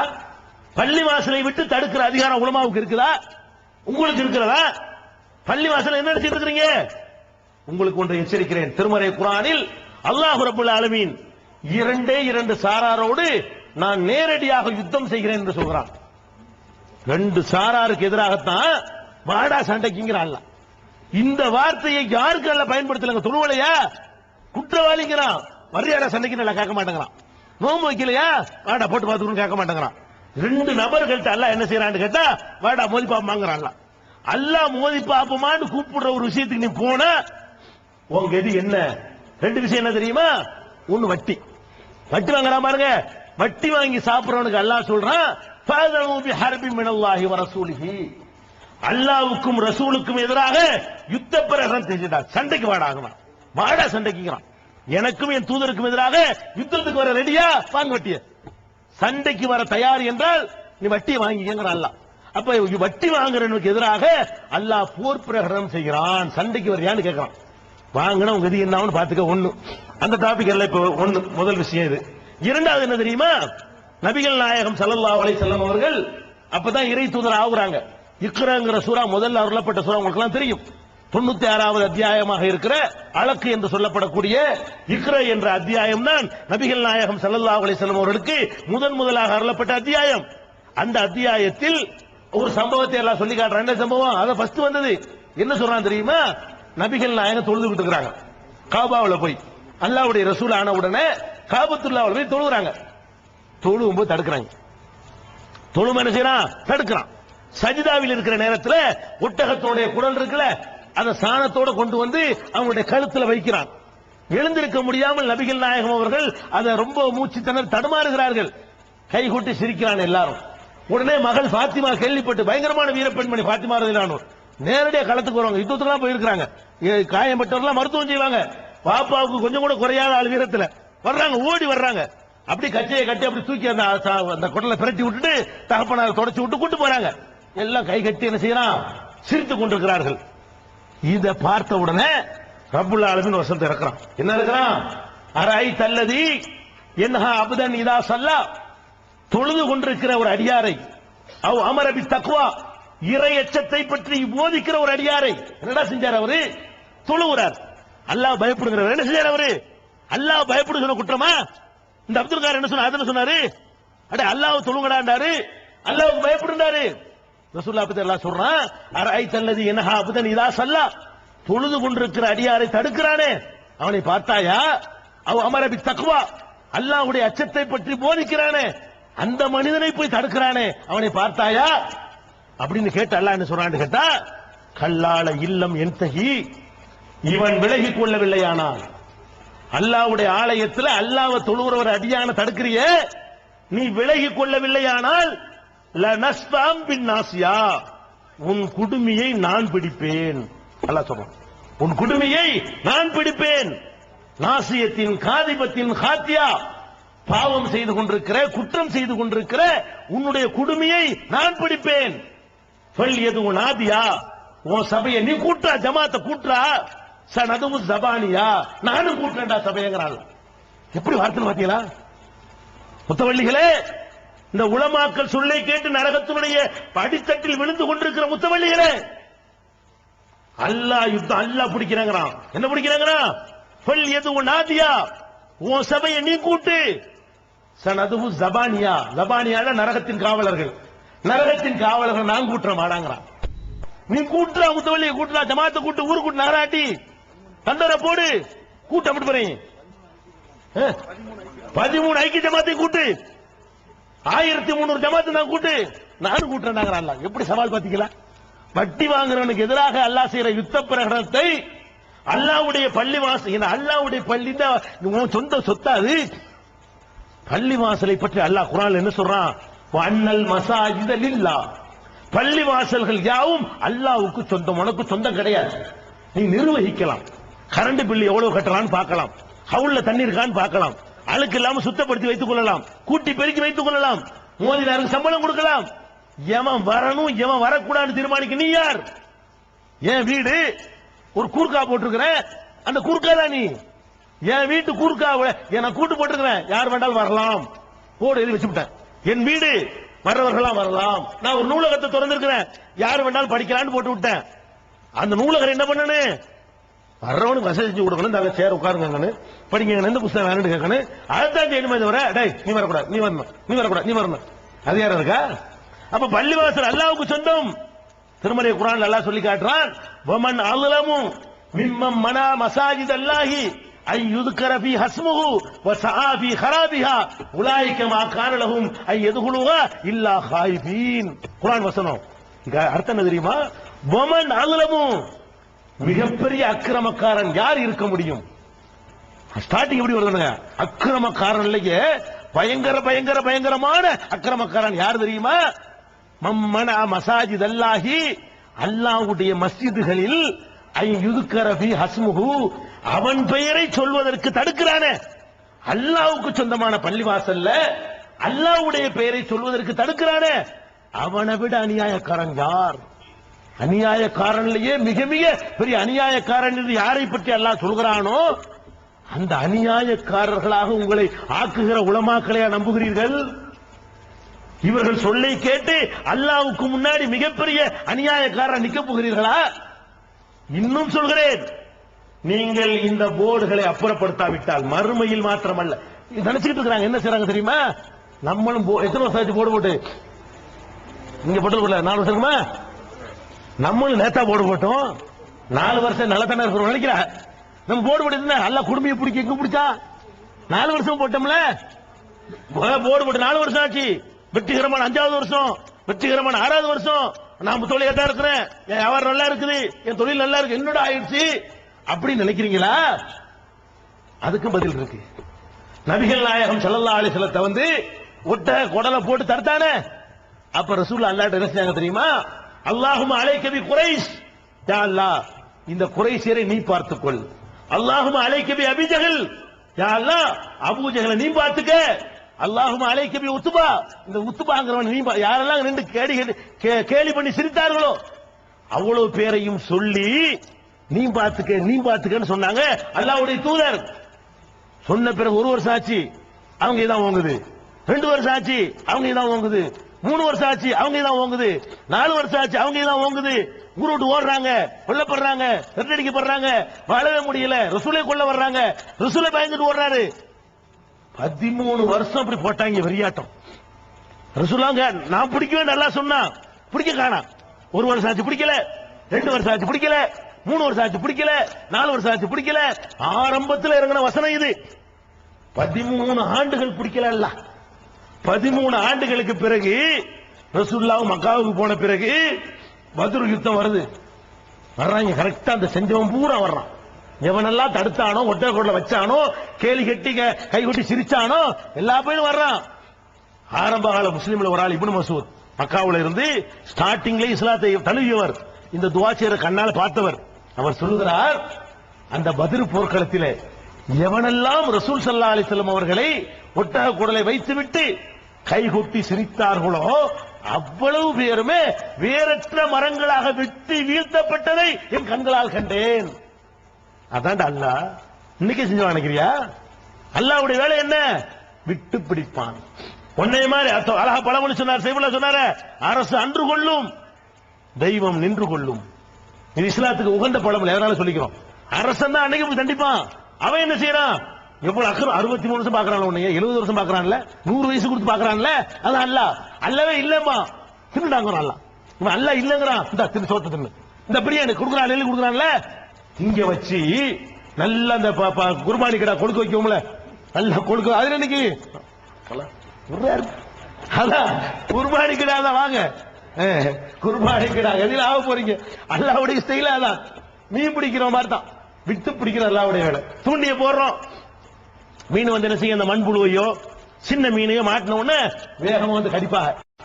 கடிச்ச உடனே என்ன செய்ய, தூண்டி போடுறவன் உடனே வெட்ட மாட்டான். வெட்ட மாட்டாத என்ன செய்வான்? இன்னும் கொஞ்சம் விடுவான். இந்த மிதப்பு கட்டை, ஒண்ணு மிதப்பு கட்டை போட்டிருப்பான், அந்த மிதப்பு கட்டை உள்ள போவோம், இன்னும் கொஞ்சம் விடுவான், இன்னும் கொஞ்சம் உள்ள விடுவான். அவங்க நினைக்குவாங்க வசமா மாட்டிக்கிருச்சுன்னு சொல்லி அந்த மீன் இழுத்துக்கிட்டே போகும். இவன் விட்டுக்கிட்டே இருப்பான். எதுக்கு? இது முழுங்கி முழுங்கி இங்க வரணும், இங்கனுக்குள்ள இருக்க மீன் தான் வராது, வாய் தான் பிச்சுக்கிட்டு வரும். முழுசா வெட்டணுமா இல்லையா? அவன் கரெக்டா விட்டுட்டே இருப்பான். ஒரு வெட்டு வெட்டுவான் பாருங்க, அதான் அல்லாஹ். அல்லாஹ் செய்றான், சனஸ்தத்ரிஜுஹும் மின் ஹைஸு லா யஅலமூன். இவர்கள் அறியாத விதத்திலே விட்டு விட்டு பிடிப்பான்டானா. நம்ம ஸ்டைல் என்ன தெரியுமா? உடனே அடிக்க மாட்டேன். அநியாயம் பண்றியா, இன்னும் 2 சேர்த்து பண்ண சொல்லுவேன், இன்னொரு 4 பண்ண சொல்லுவேன், உன்னை நல்லா அப்படி மேல வைக்குவேன், இன்னொரு படி இன்னொரு படி மேல ஏறி தள்ளது மண்டை உடையி. முதப்பள்ள தள்ளி விட்ட மண்டை உடையாதுலங்க. முதப்பள்ள ஏறும்போது தள்ளி விட்டா நீ வந்து தெரிக்க மாட்ட. நான் என்ன கொண்டு வந்து தெரியுமா? 2வது படியில ஏறி, 3வது படியில ஏறி, 4வது படியில ஏறி, நீ மேல போற 5வது படியில ஏறி மொத்த மாடி வந்த ஒரே தள்ளு. உன்ன ஆவல நினைக்கிறியா? 4 வருஷம் தான் ஆகுது வரும். இன்றையோட போட அப்புறப்படுத்தல நாங்க விட்டுறோம். இப்ப துவா செஞ்சிருமா அல்லாஹ்விட்ட, யா அல்லாஹ் இவர்களை நீ பார்த்துக்கொள். முடிஞ்சு போச்சு. அவ்வளவு. ரசூலுல்லாஹ் செஞ்ச துவாவை அல்லாஹ் முன்னாடி சாட்சி. அல்லாஹ்வுடைய அவனுக்கு சொந்தமான ஆலயத்துல நீ சொந்தக்காரனா? இந்த போர்டுகளை அப்புறப்படுத்துங்கள். இந்த உலமாக்கள் உங்களை நரகத்துக்கு இழுத்து செல்கிறார்கள். இன்னொன்றையும் சொல்கிறேன், அல்லாஹ் செய்றான், சனஸ்தத்ரிஜுஹும் மின் ஹைஸு லா யஅலமூன். இவர்கள் அறியாத விதத்திலே விட்டு விட்டு பிடிப்பான்டானா. நம்ம ஸ்டைல் என்ன தெரியுமா? உடனே அடிக்க மாட்டேன். அநியாயம் பண்றியா, இன்னும் 2 சேர்த்து பண்ண சொல்லுவேன், இன்னொரு 4 பண்ண சொல்லுவேன், உன்னை நல்லா அப்படி மேல வைக்குவேன், இன்னொரு படி இன்னொரு படி மேல ஏறி தள்ளது மண்டை உடையி. முதப்பள்ள தள்ளி விட்ட மண்டை உடையாதுலங்க. முதப்பள்ள ஏறும்போது தள்ளி விட்டா நீ வந்து தெரிக்க மாட்ட. நான் என்ன கொண்டு வந்து தெரியுமா? 2வது படியில ஏறி, 3வது படியில ஏறி, 4வது படியில ஏறி, நீ மேல போற 5வது படியில ஏறி மொத்த மாடி வந்த ஒரே தள்ளு. உன்ன ஆவல நினைக்கிறியா? 4 வருஷம் தான் ஆகுது வரும். இன்றையோட போட அப்புறப்படுத்தல நாங்க விட்டுறோம். இப்ப துவா செஞ்சிருமா அல்லாஹ்விட்ட, யா அல்லாஹ் இவர்களை நீ பார்த்துக்கொள். முடிஞ்சு போச்சு. அவ்வளவு. ரசூலுல்லாஹ் செஞ்ச துவாவை அல்லாஹ் முன்னாடி சாட்சி. அல்லாஹ்வுடைய அவனுக்கு சொந்தமான ஆலயத்துல நீ சொந்தக்காரனா? இந்த போர்டுகளை அப்புறப்படுத்துங்கள். இந்த உலமாக்கள் உங்களை நரகத்துக்கு இழுத்து செல்கிறார்கள். இன்னொன்றையும் சொல்கிறேன், நம்ம வாழுகிற நாட்டின் சட்டப்படி இது போன்ற இது புதுசு, தமிழ் புட்டல் புதிருக்கு புதுசாக இருக்கலாம். வட இந்தியாவிலே, பீகாரிலே, உத்தரப்பிரதேசத்திலே, இன்னும் பல பஞ்சாபிலே, பாகிஸ்தானா இருக்குது, அந்த பஞ்சாபில் எல்லாம் 50 ஆண்டுகளுக்கு முன்னாடியே இந்த யுத்தம் ஆரம்பித்து விட்டது. கபரை உடைக்கிற யுத்தம், சமாதிகளை இடிக்கிற யுத்தம், கத்தம்பாத்திகளை ஒழிக்கிற யுத்தம், மதுகபுகளை ஒழித்து கட்டுகிற யுத்தம் அன்னைக்கு ஆரம்பிச்சிருச்சு. பள்ளிவாசலுக்கு வரக்கூடாது, அப்பவும் தடுத்தார்கள். 50 ஆண்டுகளுக்கு முன்னால், 40 ஆண்டுகளுக்கு முன்னால் இது பற்றிய வழக்குகள் பல அலகாபாத்ல உயர் நீதிமன்றம் வரைக்கும் நடந்து அந்த நீதிமன்றங்கள் தீர்ப்பளித்திருக்கின்றன. இஸ்லாமிய சட்டப்படி பள்ளிவாசல்ல எந்த முஸ்லிமையும் தடுக்க முடியாது.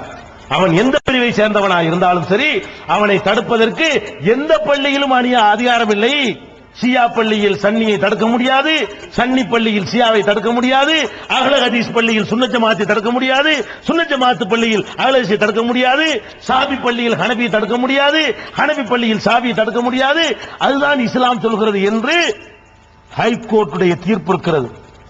அதனுடைய நகல் தேவைப்படக்கூடியவர்கள் எங்களுக்கு அனுப்பினால், கடிதம் எழுதினால் அந்த தீர்ப்புடைய நகலை ஆங்கிலத்திலும் அதனுடைய தமிழாக்கத்தையும் உங்களுக்கு அனுப்பி வைக்கிறோம். அந்த தீர்ப்பை அடிப்படையாக வைத்து உங்களுடைய பகுதி செஷன்ஸ் கோர்ட் எங்க, செஷன்ஸ் எங்க, அம்பாசமுத்திரம் கோட்டா, அம்பாசமுத்திரத்தில் கொண்டு போய் அந்த ஹைகோர்ட் காப்பியும் சேர்த்து போட்டோன்னு வைங்க. எங்க உரிமையை மீறினதுக்காக வேண்டி உள்ள ஒருத்தர் ரெடியா இருந்துக்கிறேன் வேணான்னு பாக்குறோம். இந்தியாவுடைய சட்டப்படி கூட நீங்கள் தடுப்பது குற்றம். நம்ம மதத்தில் கோர்ட்டுக்கு போகும்போது என்ன பண்ணிட்டான்னா, இஸ்லாத்தை தடுக்க முடியாது, பள்ளிவாசல யார் வேணாலும் வரலாம், யாரையும் தடுக்கிறதுக்கு எந்த அதிகாரமும் யாரும் கிடையாது என்று ஒரு ஹைகோர்ட்டில், ஒரு மாநில ஹைகோர்ட்டில் தீர்ப்பளிக்கப்பட்டால் அதுதான் ஒரு செஷன்ஸ்லையும் தீர்ப்பளிக்க வேண்டும். ஹைகோர்ட் தீர்ப்பு என்பது சட்டத்தினுடைய அங்கீகாரம். சட்ட புஸ்தகத்தில் எழுதியிருந்தால் என்ன அந்தஸ்தோ அதே அந்தஸ்து ஹைகோர்ட்டுடைய தீர்ப்புகளுக்கு இருக்கிறது. அதை காரணமாக காட்டி பல ஊர்களிலே, புளியங்குடி நுழைஞ்சல இல்லையாங்க, புளியங்குடி என்ற ஊரிலே ஒரு அப்துல் காதர் மாதிரியாக ஒரு கொடுமை செய்தார்கள். கோர்ட்ல ஆர்டர் வாங்கி கொண்டு 100 போலீஸ் படை சூழ அங்க உள்ள அப்துல் காதர் உள்ளே போனோம். இங்க எங்க வாங்க, இந்த இருக்காரு, இவர் தான் இவர் அங்க உள்ள இருக்காரு. முகமது நீங்க மாவட்ட பொருளாளரா, மாவட்ட செயலாளர், அவரை வந்து நினைஞ்சாங்க ஊர்ல புளியங்குள்ள தடுத்தார்கள். வென்றார்களா? நீதிமன்றத்தை அணுகணும். நீங்க தலையிட நினைச்சிட்டு இருக்காதீங்க, நாங்க ஒண்ணு அணுகல, பொட்டல் புதற்கு அணுகவில்லை. ஏன்னா அப்துல் காதருக்கு எதிராக மனித உரிமைகளை கவனம் செலுத்திட்டு இருக்கிறோம். இது தொடருமையானால் கோர்ட்டுக்கு போய் இந்த போலீஸ்காரங்க டிஎஸ்பி எஸ்பி எல்லாம் பாதுகாப்பு தர அப்படி வருவோம். பள்ளியாசலுக்குள்ள தலையில துண்டு போட்டு கேவலப்பட்டு நிக்கணும்.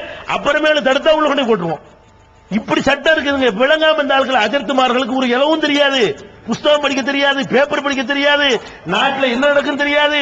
பேப்பர் படிக்கிற பாவன் இந்த ஆளுக்கு சொல்ல கேட்டுக்கிட்டு இவங்க துன்யாவும் ரெண்டு ஹசரத் துன்யா உள்ள ஆகிறான். துன்யாவும் நஷ்டம், ஆகிரத்து நஷ்டம். இந்த விளையாட்டுக்கு நடக்க தடுக்கிற விளையாட்டு இருந்தால் இன்றோடு நிறுத்திக் கொள்ளுங்கள், ஊரை விட்டு ஒதுக்குற விளையாட்டு இருந்தால் இன்றோடு உங்களை மாற்றிக் கொள்ளுங்கள் என்ற எச்சரிக்கையை சொல்லி இது மாதிரியான போக்குகளில் இருந்து நம்ம அல்லாஹ் ரப்பல் ஆலமீன் அவனுக்கு முன்னால் நம்ம நிக்க போறோம், மறுமையில வெற்றி பெறணும், இந்த உலகத்தினுடைய நோக்கம் நம்ம குறிக்கோள் இல்ல. இதுக்கு தான் நான் கத்துறோம். இங்க உள்ள முத்தவழிகளை கேவலப்படுத்துறதுக்கோ உங்களை திட்டுறதுக்கு உங்களுக்கு என்ன பகையா? நாங்க இந்த கத்தம் பாத்தியா வரும் லாபம் தான், நாங்க எதுக்குங்க வழங்குறோம்? இந்த கத்தம் பாத்தி எங்களுக்கு ஓத தெரியாதா? அப்துல் ரஹ்மான் பிரதோசி மாதிரி மௌலூத் தெரியுமா உங்க அஜரத்துக்கு? இந்த இருக்கார் அப்துல் ரஹ்மான் பிரதோசி, இவர் மாதிரி உங்க அஜரத்தை ஓசல் பார்ப்போம். அப்படி ஓத தெரியும். முஸ்லிம் அல்லாத மக்களுக்கு ஏமாத்து வைத்து போல செஞ்சு வச்சிருக்காங்க. இதை நம்பிக்கிட்டு போய் நம்ம இஸ்லாம் நினைச்சுக்கிட்டு நீங்க போய் ஏமாந்து போயிடாது. எல்லாம் காணிக்கையெல்லாம் ஓடிக்கிட்டு இருக்கிறது. ஏற்பாடுல இருந்து எரிஞ்சு போனிச்சுப்பாங்க கறிக்கோட்டைகளா குழந்தைகள். அது ஒண்ணு போதும் நீங்க புரிஞ்சுக்கிறதுக்கு. அந்த மனநோயாளியை கூட ஏற்பாடு இப்ராஹிம் காப்பாற்ற முடியல. இதெல்லாம் இந்து பிள்ளைகள் தான் ஜாஸ்தி. அதுல இந்த ஏற்பாடுல கட்டி வச்சாங்கல்ல மனநோயாளிகள். அதனால இந்து மக்களும் இதுல இருந்து விடுபட வேண்டும். கௌரவம் பார்க்காமல், அல்லாஹ்வுக்கு பயந்து இத்தனை வருஷமா இருந்துருச்சே அப்படி எல்லாம் பார்க்காமல் நீங்க உங்களை திருத்திக் கொள்ளுங்கள். நாங்கள் மறுமையுடைய அச்சத்தை ஊட்டுவதற்கு தான் இதை சொல்கிறோமே தவிர உங்களை பழிவாங்குவதற்கு இல்லை. நீங்கள் இப்போது தெரிந்து கொண்டீர்களே ஆனால் நீங்கள் எங்களுடைய உடன் பிறந்த சகோதரர்களாக கருதப்படுவீர்கள் என்று கூறி என்னுடைய உரையை நிறைவு செய்கிறேன். வாஹிர் தவானா அல்ஹம்துலில்லாஹி ரப்பில் ஆலமீன்.